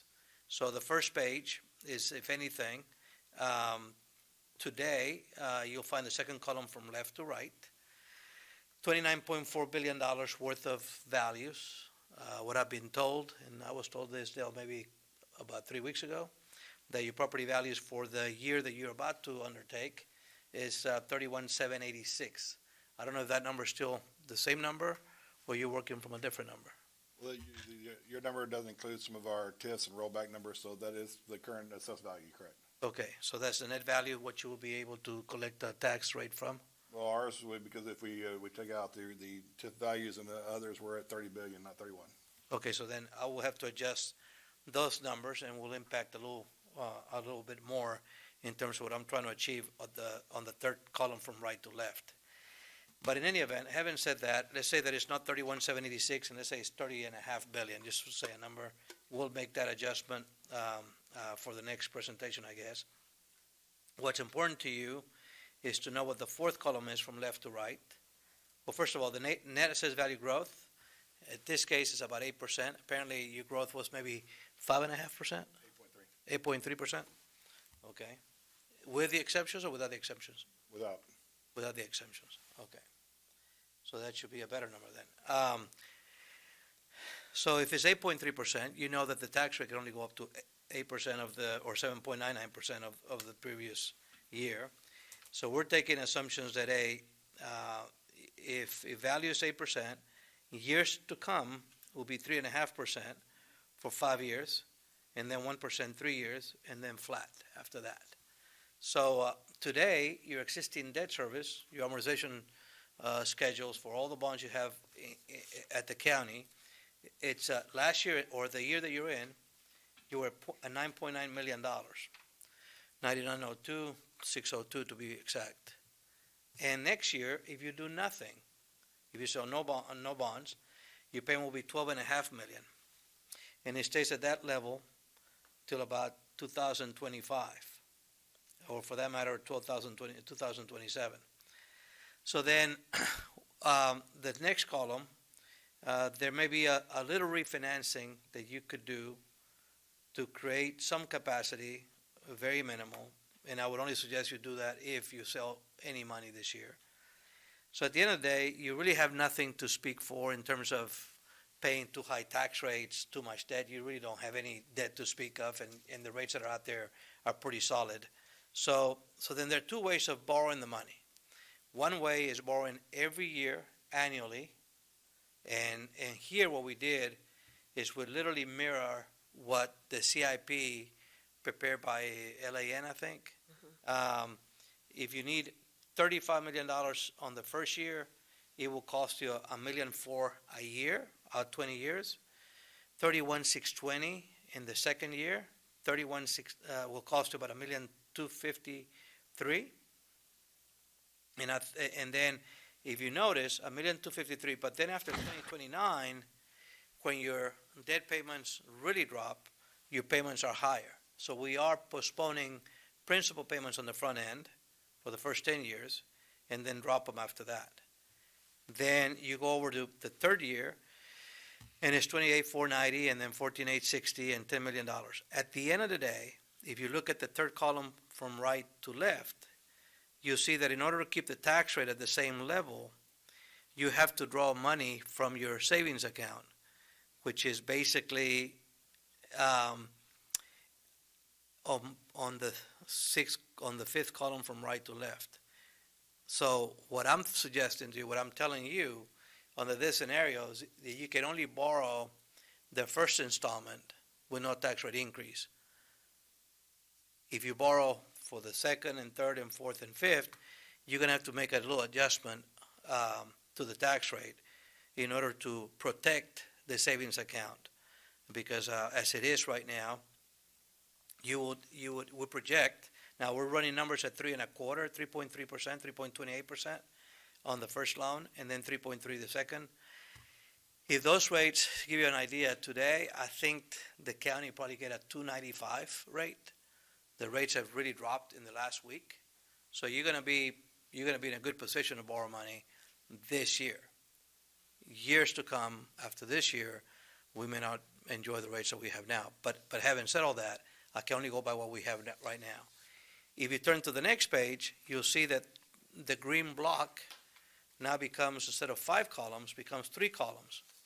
And there I'm sharing with you, let's say you borrow the same $124.70, but not every year, but every other year. So the first installment will be $50 million instead of the $35 million. The second year of financings will be in 2021 and not in 2020. And you will borrow $40 million then. And then in 2023, you borrow $30,470,000. And what are we doing with that? Well, what we're doing with that is you're going to have to,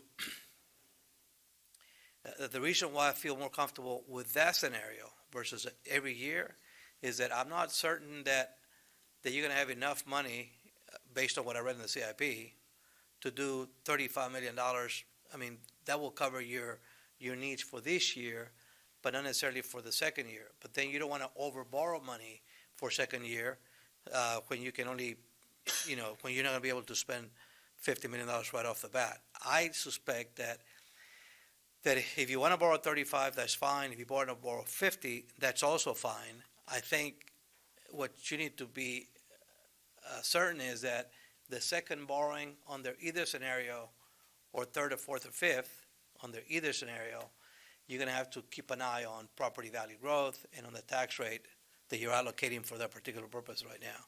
I think that in fact, when you look at that page, at that column, issuer contribution surplus, you actually will be required less money to put in, if all our assumptions are accurate, on the second scenario with the 3 borrowings versus 5 borrowings.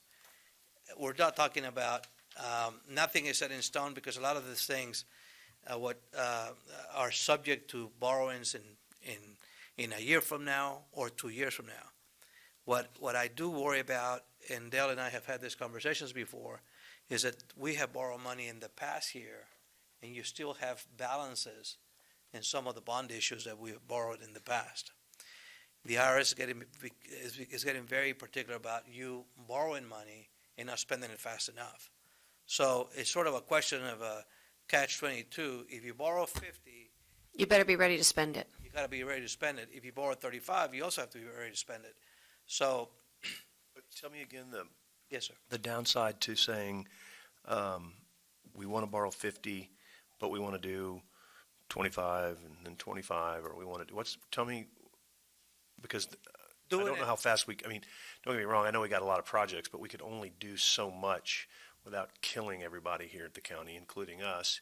So we know we have $50 million worth of projects to spend it on, but do I think I can get that done in a year or two? I don't know. With everything else we got going on, I don't know. It's a policy issue, and I think that from our perspective, if you borrow less, better. What we want you to be is in a position of being able to manage the projects, both construction and operational, once you construct them. I've always been a believer of slow and easy, but again, not knowing what that list of CIP is, the only other scenario is if you borrow, let's say, 25, and then you surprise yourself, and you're not killing yourself, and you're getting the projects done, then you go do another 25 next year. you can go that route too. I think what I was just trying to solve for you is that, hey, do you really believe you can spend $35 million in the first year as the CIP calls for? And if you feel like you do, then do 50. But if you don't, then don't do 35, maybe you do a little less. Well, it's more, do we feel like we can, can we spend it? Sure. Can we do it in a manner that is efficient and doesn't kill the staff and doesn't, you know, I don't know. That's a hard, I mean, that's a lot for a county, you know. That's beyond my pay grade. Yeah, I know. I'm just asking, so what's the downside? I thought you said there was some disadvantage if we Downside is that, don't get as good a rate I or. mean, no, the downside is the fact that today, how much lower can you get on rates? I mean, I don't know if you're in the business of borrowing, but right now, if you're building a home, this is the time to finance a home. The rates are low. I don't know, that's not a reason to borrow money. I'm just saying, No, I got you. No, Yeah. so the only downside about the really only is the reason. rate could go up next year. yeah. Okay, so And Or- so what's the downside to the IRS coming in and okay, saying the you're not IRS, spending it fast enough? That's, because we got, you know, the IRS will subject you to a penalty for not spending money within 3 years. within 3. Yeah. Okay. So he's saying that there's, like, we've identified this morning, Noe, some 2016 bonds I've got some that I. that we need to spend, and we need to get these projects moving. But that's actually helpful right now, because No, and I've got we some. can use those because of dollars. Just delays beyond our control. I can't get them moving, but I'm concerned about that, and so that would be, and I'm doing everything, you know, that I can, but I got alerted to that. I think some of mine we've been cycling them out, but certainly if you take on a $50 million chunk, And they're different projects. I wish it was just one type of project, right? Roads. so, well, no, but if you're saying we got to do it in 3 years, that's okay. I feel better about that, but then if we do another 50 next year, another, and I'm not saying we are, and that's not what we're proposing, but in theory, if we're going to do this over the next couple, 3 years, then I get worried. So maybe the first round is not a bad thing to do because we got 3 years, but then we really got to think hard about it next year, that may be biting off more than we And can that's chew. and that's really what this shows you, is Okay. that you go. That was really okay, thank you. And so, do you think that take us through the scenario of, I mean, right now, I mean, that occurs because you have the 3.5% growth as well. You're limited there on that 3.5% growth. Can you think of a scenario where, I mean, I guess we could always create revenue, but it looks like in 2023 is our issue. That's when we go negative. Well, you go negative in your savings account. Right, but Your we don't want that. Your savings account is about 4,344,000. Mm-hmm. You don't even want to get close to that. That's what happened to us here in 2017, projected to 18, Right, where basically we had to restructure our debt to build up to 4,300,000. We wouldn't have 4,300,000 now if it's not for the payment the being restructuring. dropped to 9,900,000. So it used to be like $13 million in change, the payment, or 12.5 million. Got it. So It was 13. it was 13. So by restructuring, we put $3 million to what have otherwise been by now, probably $1 million in the negative. So it was just a question, county governments are a little bit different than cities because cities can get monies from various enterprises. County governments literally only get money from one source, and that's property taxes. So here, what you're trying to do is preserve the savings account to 4,300,000. I'm hoping that you get a higher number than that, Dale, by the end of the fiscal year, but let's say it's 4,300,000, that's what's projected. If we borrow the first year, the $50 million, you would dip 927,000, then 632, and we're pretty confident you're going to stay at that level. It's when you do the subsequent loan, 2 years from now, That's or when it if- hits you. that's when it hits you greater. But by that time, we'll have better numbers in terms of what our collections are, in terms of what rates may be doing, in terms of whether we can refinance debt for savings again. The one thing that we're confident of is the 3.5%, that you can exceed that. Even if it grows by 10% property values, you gotta bring the tax rate to where you only have a tax levy of 3.5%, no matter what. And that's why we're saying, if you look at the second loan in that particular page, the second loan will require you $1,435,000. Well, 1,435,000 creates 1,711,000 of deficit. Well, if you don't do the 1,435,000, then the number will be more like 300,000. And thus the impact on savings account is less. Got it. And of course, I want to emphasize, you took what we gave you, you didn't, you're just taking 120 because that's what was identified. So just to remind everybody, that's those 30 projects. But what we still need to do, and I'm actually in the process of doing that a little bit today, is creating new funding sources for some of those projects. In other words, when the engineers go in, they don't know, for instance, that one particular project may have a funding source of, Within the fund. or wherever, right? It could be an outside source, or take the ME's office, right? We might be able to be creative with, and, outside design, bid build, and then they lease it back to us, so we won't be putting 5 million in there. Or for example, ADA, anyway, they don't have the specific knowledge. They rely on us to be able to tell them that. So that number 120 could decrease, let's say, as much as 20 million. You could say it's 100, and I'm going to get that to you immediately. Yeah. But I think for purposes of today, the reason you ran on 120 is because we said, look, over time being 5 years, yeah. 5 years, these are the projects that you have to address. And this was one mechanism of how to address them. We are solving it, yeah. If we caught the fish, this is one way to fillet it. We don't have to fillet it this way. That's right. We can do it another way. But the good news is, if there's some good news on this paper, Yeah. is that at least for the first loan, you look pretty solid.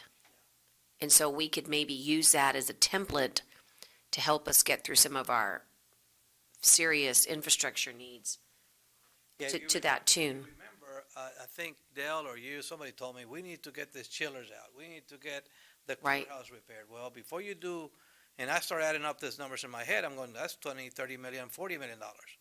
Well, the lender, no different than a mortgage provider or a bank, he's going to tell you, well, what are the needs that you have for the next 5 years? So that's why you went out and put together Right. CIP. So that when we go to the rating agencies, that they don't get alarmed that that you have a plan of, even if it's 100 million or 130, they're going to say, well, how are you going to fund that? Well, we have a way of solving for it, and this is one way. And they're going to say, oh, okay. They want you to know that whatever you do, year 2, year 3, 4, 5, that, wow, those are some big numbers, but at the end of the day, they're not that alarming. Okay, so I'm not saying that you're going to raise taxes by 1 penny or 2 pennies 4 years from now. But at the end of the day, in the eyes of the lender, meaning Moody's or Standard & Poor's, they're not going to be that alarmed that this is only going to cost you a penny if you had to raise taxes. Right. Because you have taxes that are pretty low compared to other counties across the state. So from their minds is, oh, they do have a plan, they're trying to address the needs. 2, they can address the needs because they got capacity. So it becomes a question of will and not about ability. And that's why you put together CIP. So Right. you could have a debt model. That's what we're trying to do here. And also, I'm always looking for sources of revenue outside ad valorem, although I recognize what you say is golden and true, that most of our revenue does come from that.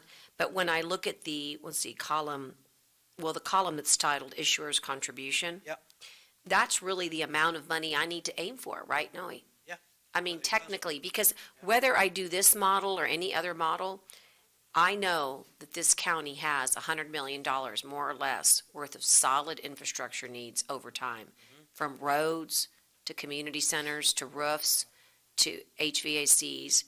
And I got to figure out how to get, to me, ad valorem is not going to be the way home.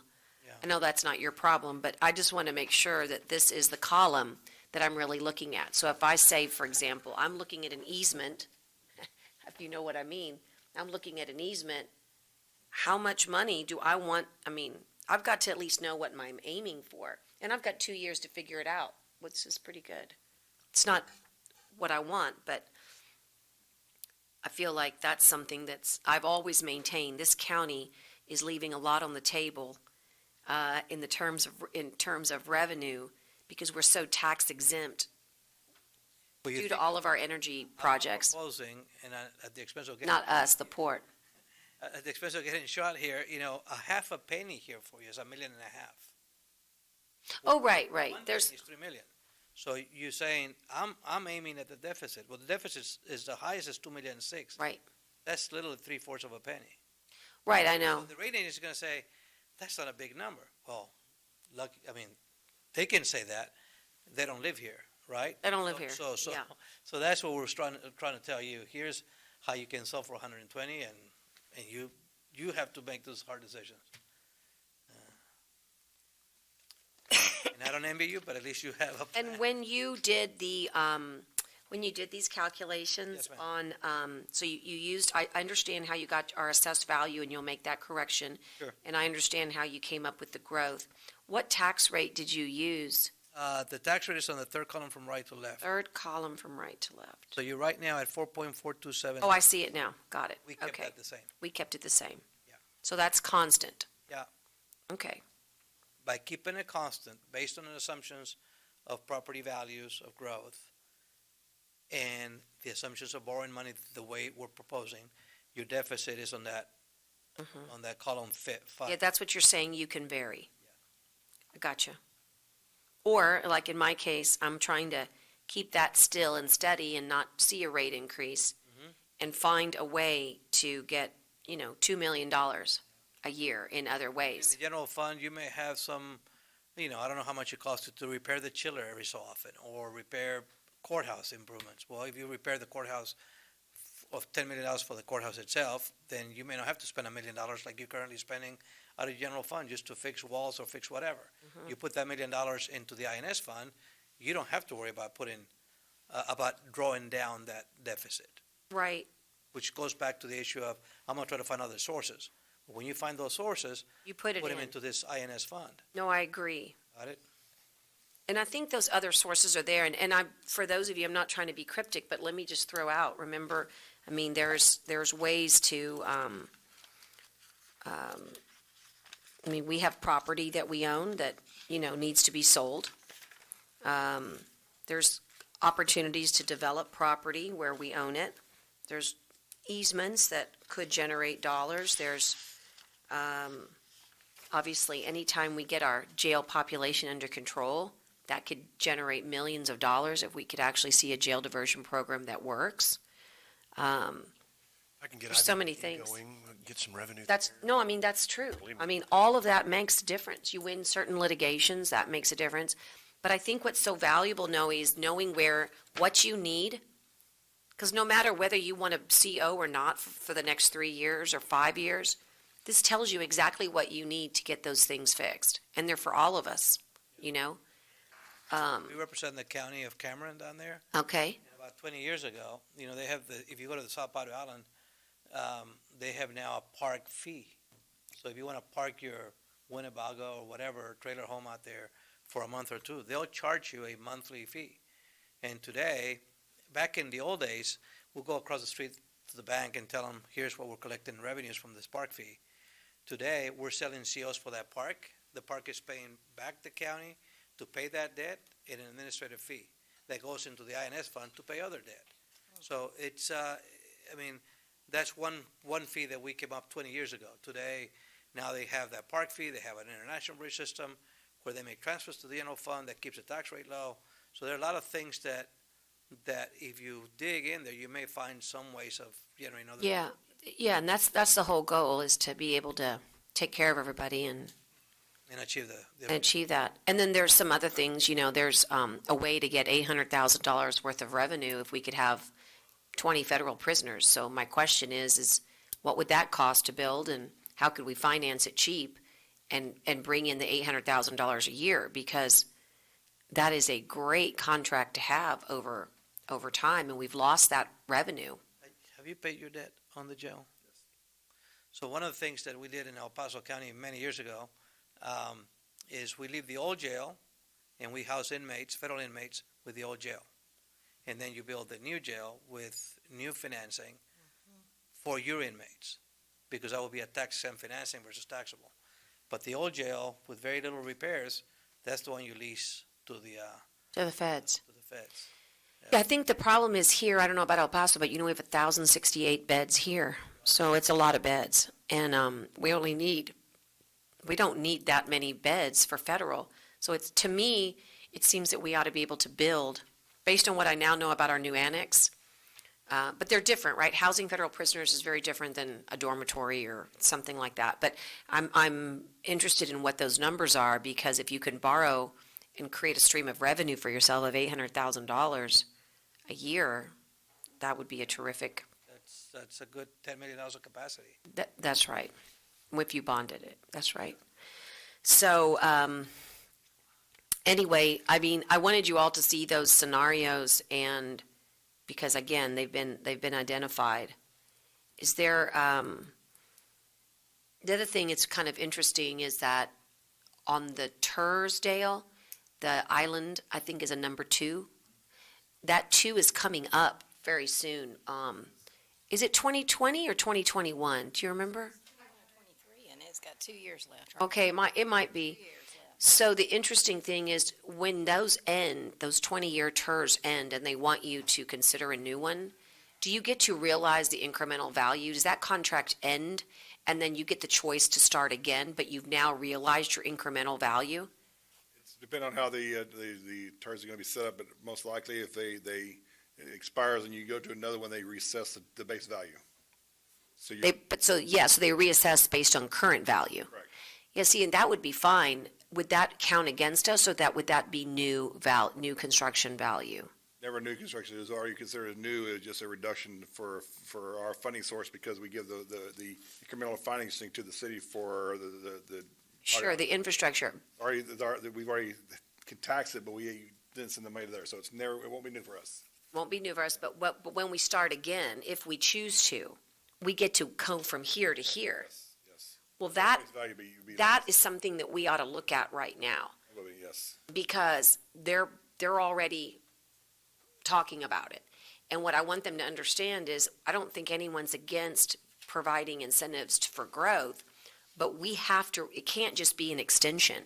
It has to be an incremental realization Now, when of the base. you do the truth of taxation, you do a calculation, there is a value on the truth of taxation that says your tax exempt financing zones, which is a reduction of your value.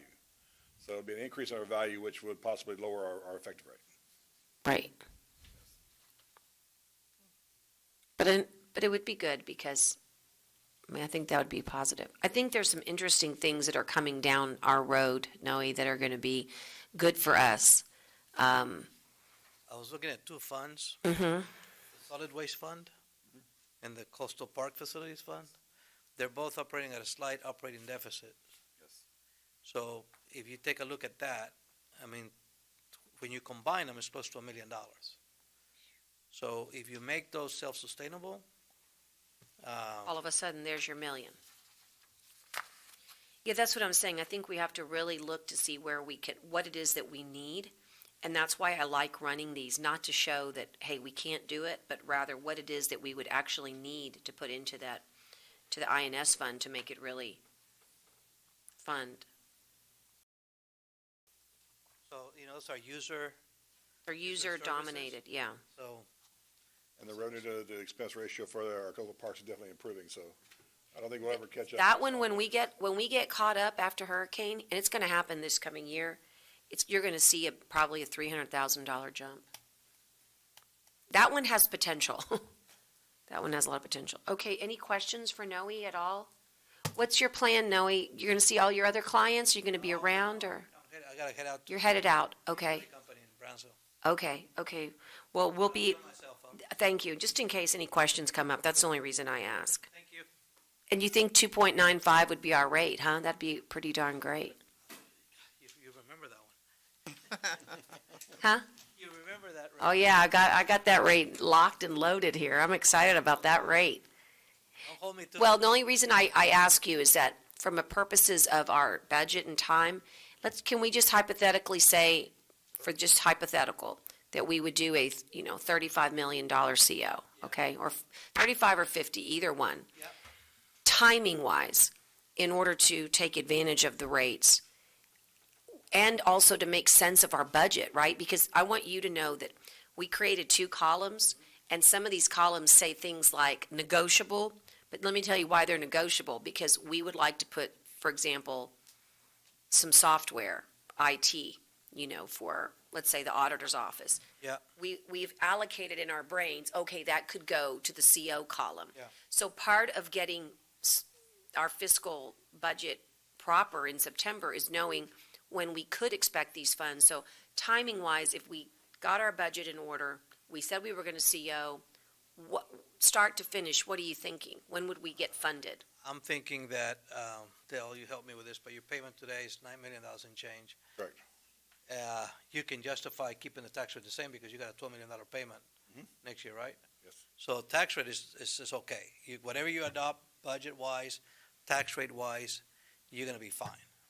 So we can borrow this probably in November, first week of November. So in order to get there, you tell us between now and maybe last week of September. Because chillers and elevators are like a serious, there is a need, but November would be fine. I You just need adopt a reimbursement resolution? Well, that's what we need to, because if we do the same thing we did last time for the voting equipment, we'll need to send that resolution that we reimburse the general fund, because we already know the expense coming from the children is going to be probably this fiscal year.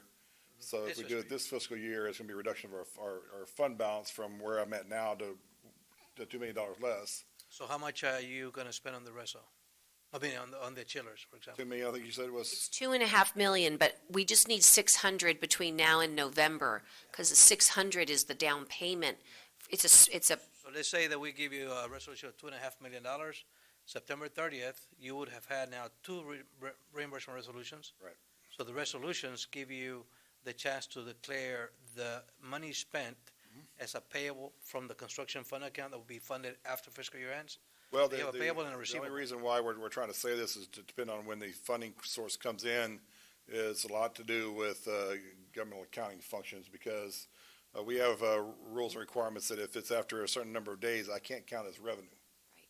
But trust me, we'll be there. I know, I just need to make sure, because if it's after But a we can certain do day, I can't count as a revenue from last year to overset the I just wanted you law. to It's know always- that. I think if you want to, we can do it on the last week of September. So the last week of September, whatever that date is, we can sell the obligations then. That should be no COs. problem. That would be That's helpful. That's what he wants to hear. That should be no That, problem. that's what you can do. Yeah. Okay, And I'd rather him be happy than be angry Right. because he's a bigger guy than I am. okay, that's what I wanted to know, because I think that's relevant to our understanding of what we want to. So in order to get there, you tell me, maybe in a couple of weeks before Labor Day, what you arrive at in terms of the number. And then we prepare for rating calls right after Labor Day with you and the budget and the tax rate, CIP and so on and so forth.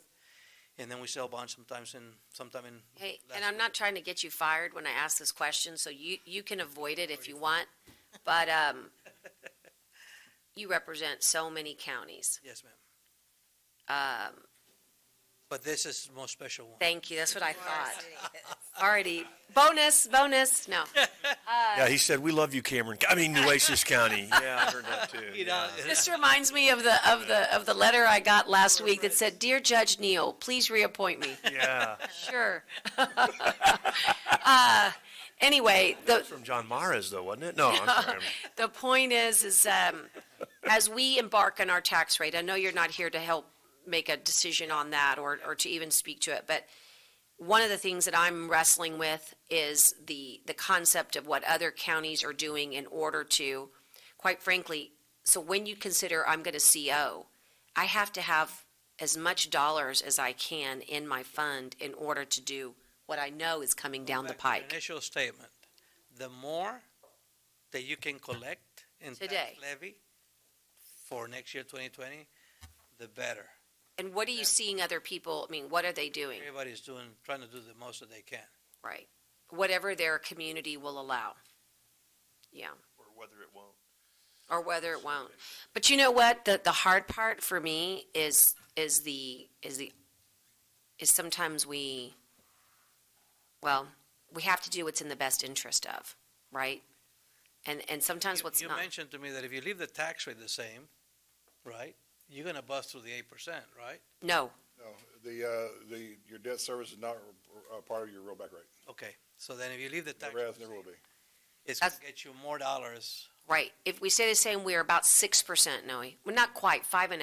Now, no, what I'll need to make sure is that if we do plan to do a bond issuing, I need to have some preliminary estimates of the principal and interest, because right now, with what I have in there, according to the truth of taxation, my rate's gotta go down.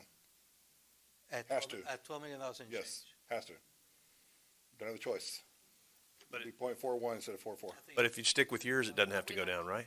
Is that, If you stick with your recommendation, it doesn't have to go down. the debt service is going down regardless.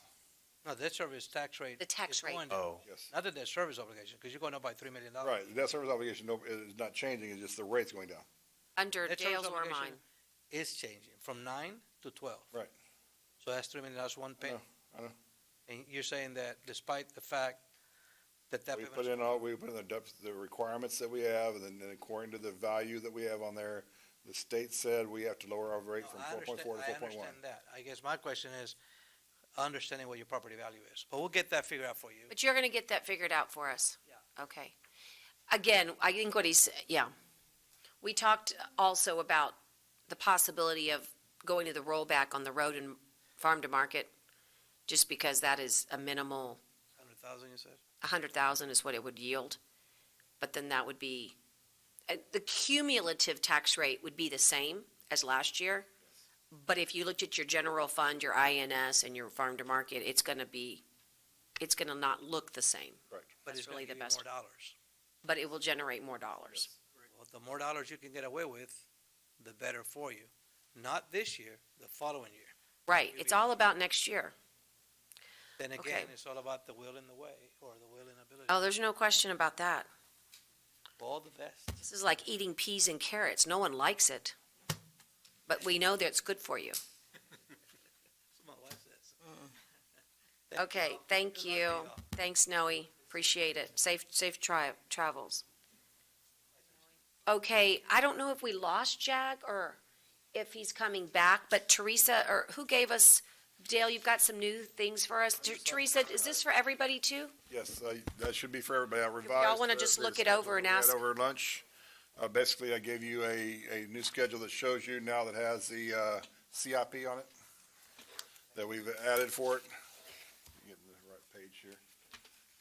Which page are we on? Tab 8 should be a replacement where you'll see on 8.2, I've included the courthouse elevators, the courthouse chillers, and the Metrocom radio for capital improvement consideration. Makes it $6.6 million worth of possible capital improvement programs that are needed.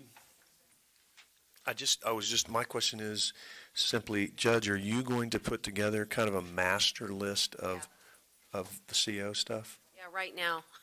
Okay. Like after today, I think. Or, I mean, Because I needed I'm to not trying to put it on kind of you, I'm hear just from asking the him to see question. what was possible. Yeah, I'm not trying to put it on you, I'm just asking the no, I question. think I should. Or Dale can, or whatever, Well, just so we can look, see what we're talking about. See if we all agree on everything on there, that kind of thing. Right, and I'm gonna try to do the basics first and like say Gotcha. elevators and chillers are pretty mandatory. Okay. Yeah, I'll do it. But Dale, let's see. I revised 8.2 to make sure the capital improvement plan included the elevators, the chillers, and the radio that we talked about, giving us a grand total of currently what we know of as 6.6 million of what was requested in the budget or what we know of as capital improvements. I provide you tab 9.1 and 9.2. 9.1, I've basically revised this schedule to reduce the overtime for the sheriff's office down to 273,000. And then I made the adjustments that were also needed, so you'll see that it's changed a little bit. 9.1, 9.2? The new 9-1? Yes. You should have had a copy there. I'm still off an old one, so I'm gonna borrow Jags and give him another copy in a minute. So 9.1 and 9.2 has been modified to include the reduction of the overtime expense for the sheriff's office and the balance that we currently still have pending for the reclassification and the new employees that are still pending there. So we'll see that the values went down, so your total comparisons for budget is now 3.8 million, where it was 6 earlier. If you look on 9.2, you'll see that if I currently still projecting my 1 cent increase above the effective rate, which brings in $5.5 million. If we use that and we still assume 100% collection on revenue, and 94% on budget. That'll bring approximately $1.8 million worth of additional revenue into the county for our resources. Thank you. Sorry. And also, I revised tab. It looks like it also increased the target balance of the actual, general, of the reserve, sorry, it's late. It looks like that went up too, right? It went from 22 to 24. Right, because we reduced the balances of the overtime and some other expenses that were there, so that, yeah, that did go from 22 to 24, because the 22 was, when I was at 3.5 million, so this is now the 1 cent increase that we've been talking about. The original one I gave you earlier was at what I would need to bring into, which was zero, would be almost a net zero effect on between the revenue and expenses at 3.5. So the new 9192 includes the proposal that I've been making at 1 cent above the effective rate, so that's why it's a little higher. But we're getting close to the target rate value, and that brings in 1.8. This is 1 cent above the rate. This is still your recommendation that you're operating from? Okay, so because we made those moves, it increased the general fund balance, not the general fund balance, the reserves, I'm going to say, reserve balance significantly, and also added additional revenues to do things with, because we moved stuff. That is correct. And the last thing I revised was tab 11.1. What I did on tab 11.1, because y'all were discussing this, that made it as a subject to a determining of whether a new position is required or needed. I added Constable Precinct 2, the deputy constable down there as a still to be determined new position, because the discussion. My staff is working on the analysis of the new rates that we have. We should have something for you tomorrow on that to let you know how that is. But I just added that position down on tab 11.1, so make sure that we have exactly what we've been talking about so far and as current as possible. And that's the changes I've provided for you so far. Thank you so much. It's so helpful to have it so quickly. Okay, in the time that we have, I mean, we have as much time as you all want. This is just kind of open season. Anyone have any discussion to have? I mean, take a look at the, I'm actually good for today. I'm just I feel, I need like time to really go back to my office and really look at everything. And so what are we doing tomorrow? so tomorrow, we're actually here at this, it was scheduled at 8:30. It's, you remember when we make these, we just sort of, we don't know, so I don't know what your pleasure is. Well, we probably still need to go over and once I get the information from my staff on the rates that Commissioner Gonzalez is proposing for the new constable fees, and we can determine whether any of these positions that I still have to be determined, are they now justifiable to be created as a proposed new position? And then possibly going through the reclassification list. I know Commissioner Matos, you wanted to maybe include your assistant as well, and the other commissioners may want to include theirs as well, that as Commissioner Gonzalez did as a reclassification. So that's maybe something we need to expand on a little bit for the reclassifications. Okay, so I think the answer is it won't be very long. We're going to go over some of those issues. I won't be here tomorrow. Okay, I have a funeral to attend. okay. On your direction, Commissioner, I will include your. Yes, please, Dale, can you thank you? Okay, But I so- think don't we have budget workshops next week too? Oh, this is the last one for actual workshops, and the next ones will start being hearings if we go to the calendar. I believe this was the last scheduled workshop, but we can always add some if the court deems it necessary. Well, so, okay, let me make sure. So for that little bit of stuff, I'm certainly comfortable with if you just provide it to us. Yes. And we can supplement in our book. That's up to everybody else. So what else? So if we are theoretically, let's say, done with budget workshops and we don't feel the need to meet tomorrow, then we would what? Wait, the next thing would be to come back and just debate the budget? Well, that's where we need to make sure a determination, because on Wednesday, when you have Commissioners Court, you actually have to propose a tax rate. Right. Right, I got It has to that. be a record vote, then that then determines what hearings and notifications we must then follow, and following the balances, if there are particular increases for rates. August 27th will be our first hearing on the tax increases. And then if we can continue processing that, you'll then publish some notifications, and we'll have a hearing on September the 3rd for the second public hearing on tax increases, if that's so choosing.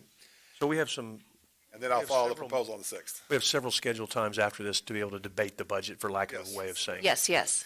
I'm personally good. I don't need to meet tomorrow unless everybody else does. I just want to add a little bit more to it. So Commissioner Vaughn and I met last week I missed what for you the said. committee you put together on animal control. And so we had discussed maybe adding $5,000 to their budget in order to help with spay and neutering. We feel that's a new component that really needs to be added to that, and especially with, there's a chance for some rebranding and renaming, reclassification through the health department and aside from them, so. I'm very much in favor of that. I think that we've seen the spay and neutering work very well in Bishop and some of the smaller communities, and I would be in favor of that. Thank you. I would link, I'll make that adjustment on the animal control to find an area to add 5,000 to it. Judge, Tell him about the hospital district, yeah, sorry. tomorrow, they're presenting at 9 tomorrow, the hospital district. To us? He'll be here at 3 o'clock for me, but 9 a.m. for all of you guys. Could we, Unless you want to have him come right now and do it right this minute. he's not ready probably. He's probably not ready and Jag's not here. But I've got one, yeah. Well, tell me what we've got. We can maybe get some flexibility from him. What do y'all think? It doesn't sound like, Well, he's got a funeral. would, I can have him email everything tonight, maybe. I mean, if he's ready for tomorrow, he's got to be ready tonight. the hospital district is just presenting Budget. budget, and we're just, normally, I say normally, since I've been here, they come back with the effective tax rate. The judge said there's a rumor that they might not be. If it's the effective tax rate presentation, I don't think it's going to take long. If it's going to be Agreed. not effective tax rate, then that may take. How about if I tell you guys in just a little bit? I mean, he should be here in 30 minutes. And that's a good direction, because I really just don't know. I'll be meeting with the judge as well with the hospital district, and if after the review of the balances, we determine that they can live on the effective rate, there would be no reason for y'all to Yeah. have a meeting for it, because they'll be providing their budget on normal processes for hearings. Right, and if they. I can let you know really, very soon. And even if they do, we could include that in other meetings besides tomorrow? Yes. I mean, we don't have to do it tomorrow. Right. And I mean, okay, I'd prefer to put them in with another scheduled meeting and not meet tomorrow. That's my preference. And they'll be just like us, their final budget hearing for us and for them would be September 11th when we actually adopt the rates. Because I got a lot to read between Yes, now and yes. court on Wednesday, Yes. to be honest. Yee. Official salary letters go out Friday, Yeah, that's fine. so I don't know if we're gonna include a COLA or just. I think you'll know that on Wednesday, right? We got to do that on Wednesday anyway. We have to vote on all that, right? You're just voting on the tax rate. But we would have that discussion, but we wouldn't do that, we couldn't do that in a workshop anyway. I mean, we can't give you an unequivocal on a COLA without a vote. Right? I would have to know if I'm gonna include it on the letters. At this point, we're not. I mean, mean, what do you all, not in anybody's recommendations what anywhere. is your thought on that? This is for elected Oh. officials. No, it's just for elected officials. He wants an elected official increase? Oh, I don't know that he meant for elected officials, so I don't know. Did he mean for electeds? I don't know. I think it was everyone. Yeah, I Normally, think if it was we- in everyone, If we do right? it costly, it would depend on how we structure the balances, because the elected officials are under a different pay schedule than the regular counties employees, so we can say on all regular county employees would be if y'all so choose, and not one on the elected officials, so we can Teresa, definitely can say you no ask for that. Tyner- Ask when Tyner gets back, he can reach out to Commissioner Jag and make sure that we're understanding him correctly, that was for everybody. We want to know whether he was meaning electeds or not.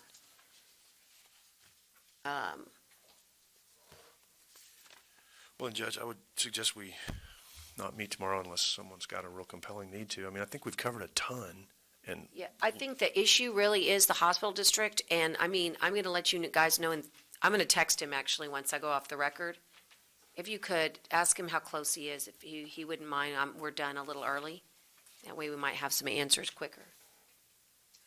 He's so close by, he can just hop on over.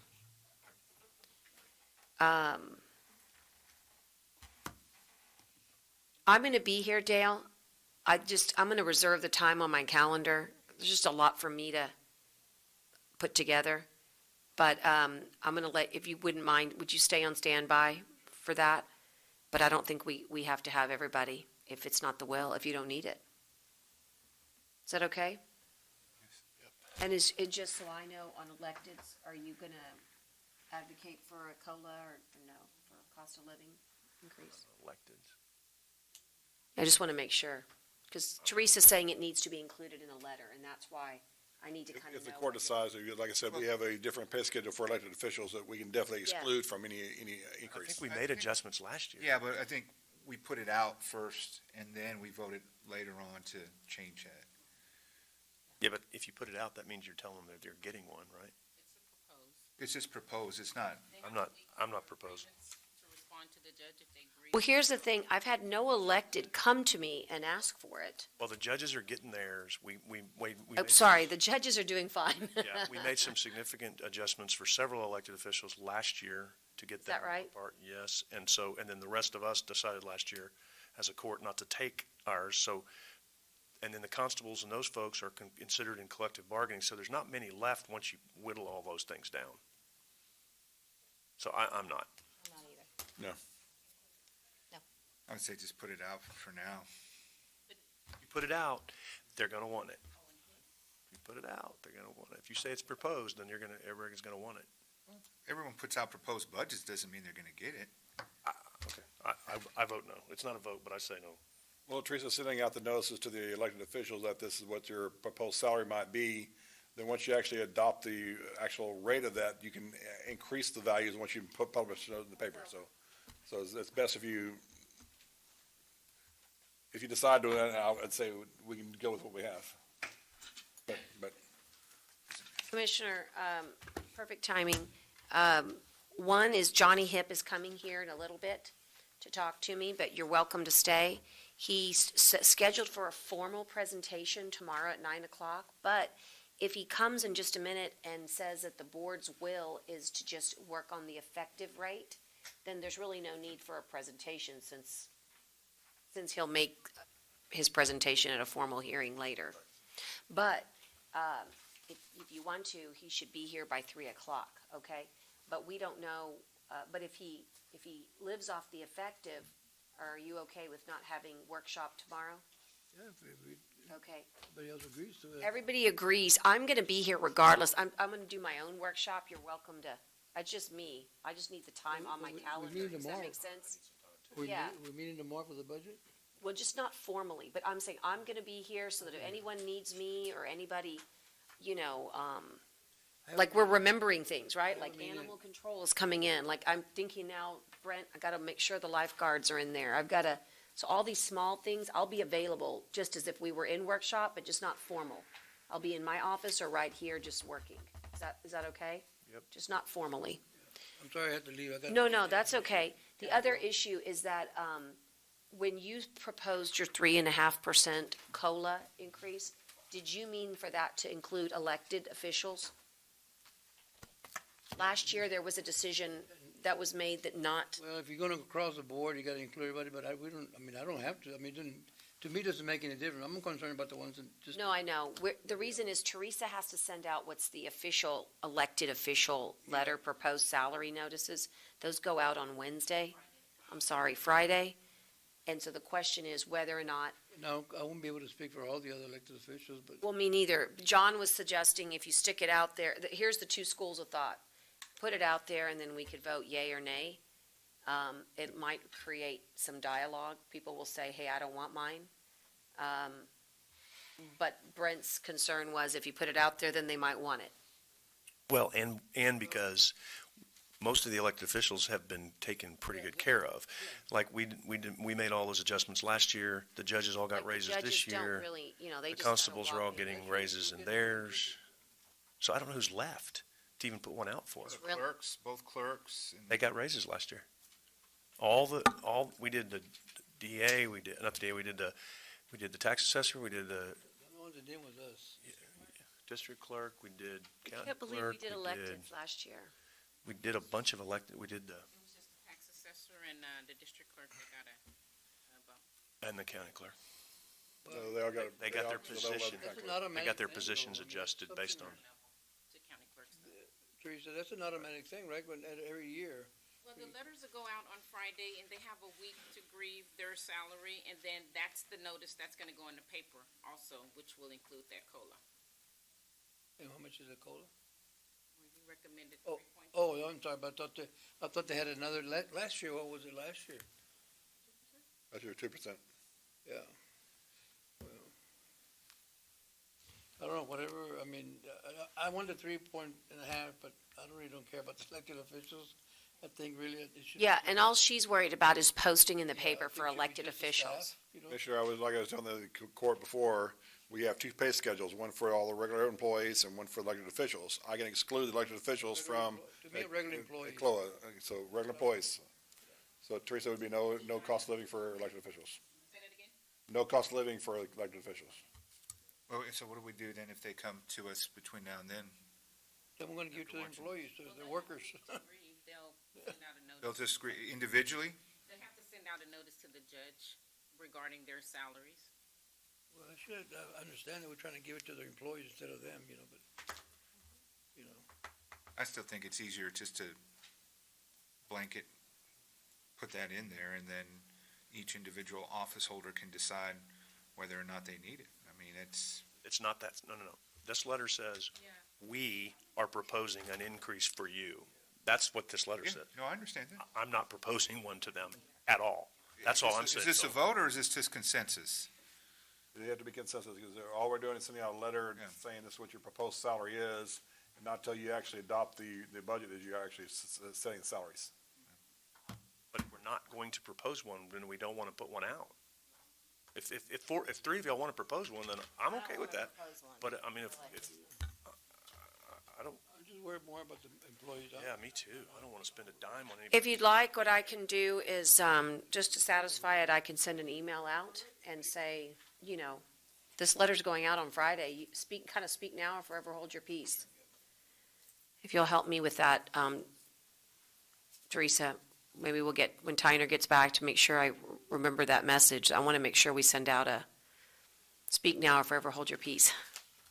Also, I mean, I hate to ask this, but since we're here and I'm waiting for Johnny, I was told that there was an issue with voting machines, and as far as is there any, but, I mean, I'm gonna reach out again, but I was told just today that, that voting machines might be added to our list, Dale. If they And said I that- don't, I have not received anything in writing, email, text, or in person. But I've gotten nothing, and so I want to know if we should just reach out, like, now to the clerk's office. Kara, but did we get new ones? We paid some new We I ones? just- don't know we did why get that's an issue. We did get new ones 2 years ago when we had the November election, but the county clerk is telling my staff, and she hadn't told anybody else, but my staff, that since it's now coming a presidential election coming up this next year, they don't have enough equipment. I'm just telling you what they're telling And us. again, I need to know that for CO Did purposes. everyone have the opportunity to turn it in? Yes. And Yes, We and told them numerous times. And then after that, I sent out another major email, please encouraging anybody, and I've gotten nothing. And so all I need to know is it's got to be on the list. I can't, So they have to have thought on the they list. needed New equipment, they did additional equipment, is what they're saying. is there, Additional, they didn't, did they say how much they needed or not? No, they haven't Should have been in by now. so I mean, again, I could renew the email, but, if there's some, I like when they present in front of all of us, to be honest with you. I mean, to me, that's the way budget workshop should work. Is there any way someone could call over there and just see if it's, if it's inconvenient, I'm not summoning at all, nor ordering, I'm just saying we're all here. And that way we could end on I like, plugging these holes. Miss Marilee, how are you? I'm grateful. I have a good question for you, since you're here, I'll put you on the spot a little bit. So, first of all, talked a lot about our risk assessment program. It's in my proposed budget, and it's in Dale's proposed budget. Guess what? That's a good thing. The issue was, it was not an issue. It's just that we kind of robbed Peter to pay Paul using you had some very good allocations that were not used at all for visiting judge. And I'm just wondering, in the past, when I looked at year over date, I went back 3 years, you've really never used that, but is there any danger there that you would need some of those dollars? Like, I can't.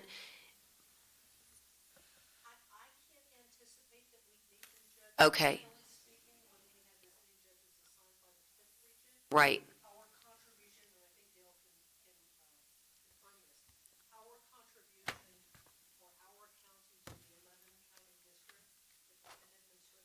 Mm-hmm.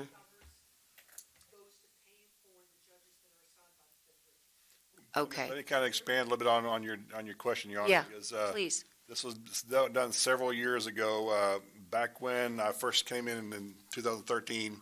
This was to create a jail court Oh, and have judges here on a weekly basis to try to get people out of the jail. And it never really worked out through the entire process, and it's been that's when Ann was back there. Now Mayor Lee's came back there. It's never really been functioning as a jail court. That's why they have these visiting judges that we were supposed to have come in for this, but, it never really functioned like it should have, and we've, at one time, that value was closer to $200,000 to $300,000. And we've reduced it years. Now we kind of use that money when these courts go over budget on their capital murder cases or capital cases. We transfer some of that money over to the court-appointed attorney fees to cover some of that. That's why it's a little bit inflated. But that was the main purpose, to try to create a jail court, and we've tried to Right. limit that. it really helps because, sometimes the name is a misnomer, right? It just doesn't give me enough background.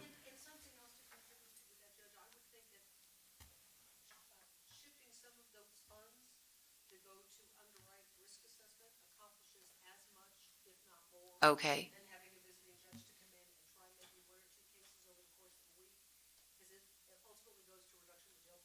Yes. Right. Okay. Well, and I think I just took 10,000 away from it to satisfy another need that I needed. But that helps me create that background. Okay. The other thing that was really interesting that came up, and I don't know if it's coming up in our next Board of Judges meeting, but I heard that Judge Hassett was interested in taking on a mental health court. Well, we did have a gentleman come in, Dr. Falvey. Uh-huh. On the state level, came in and did address a number of people in my conference room related to new programs. Mm-hmm. She did express an interest. That's going to probably require some amendments to the local rules and some shifting of assignments of cases elsewhere, but we need it in order to be compliant with new legislation. I see. So that's, Civil cases and capital law cases elsewhere, but we can. but you don't really see it having a financial impact or anything we should consider? Okay, good. Just want to make sure, because I support that as well. I think it'll make a big difference, but if you don't think there's any impact, then we won't worry about it. I agree. Okay, super. Ms. Teresa, what did you find out? Karen stated that she does not need any new additional equipment, that she said at one time they were talking about some additional voting centers, but they're gonna maintain the voting centers that they have, so she's good. I think I asked about that and I knew that, so that's my bad. Thanks for reminding me. Because I asked Okay. that rumor before. And So no new voting equipment? Okay. Okay, that's good. I mean, here's the thing. I want to give it, if we need it, as they say, tell us, because it's going to go on that priority list I'm about to make. I just hadn't received any, request. Well, I agree, and I mean, this is the issue that we have, is we won't know really it's a problem until Reverse it's probably alert. too late, when there's already voting done. So Right, we're putting it on the clerk right here, that she's saying that we don't need it. right. I think it's important to make sure, but I think we did. She's saying she has enough, and she's saying she has enough based on the number of voting locations that we have. And because I remember now that you said that, I asked because I'd heard that rumor Yeah. about the election stuff, and I saw her and I said, "Do you need election equipment?" There's a rumor floating around. She said, "No." There was just a rumor floating around that someone wanted to add voting centers, and we don't need any more voting centers. I don't want to put words in her mouth exactly. But so she's got enough for the voting centers that she has. That's correct. That's what she told me. So we're good. All right. Okay. Sounds good. Go ahead. Thank you. That's it for right now. I'm going to wait on Johnny. Is he coming in here? I'll be back, though. I'm going to ask him to come in here because I'm very comfy right here. I'll be back, though. Thank you. Absolutely. Let me turn this off.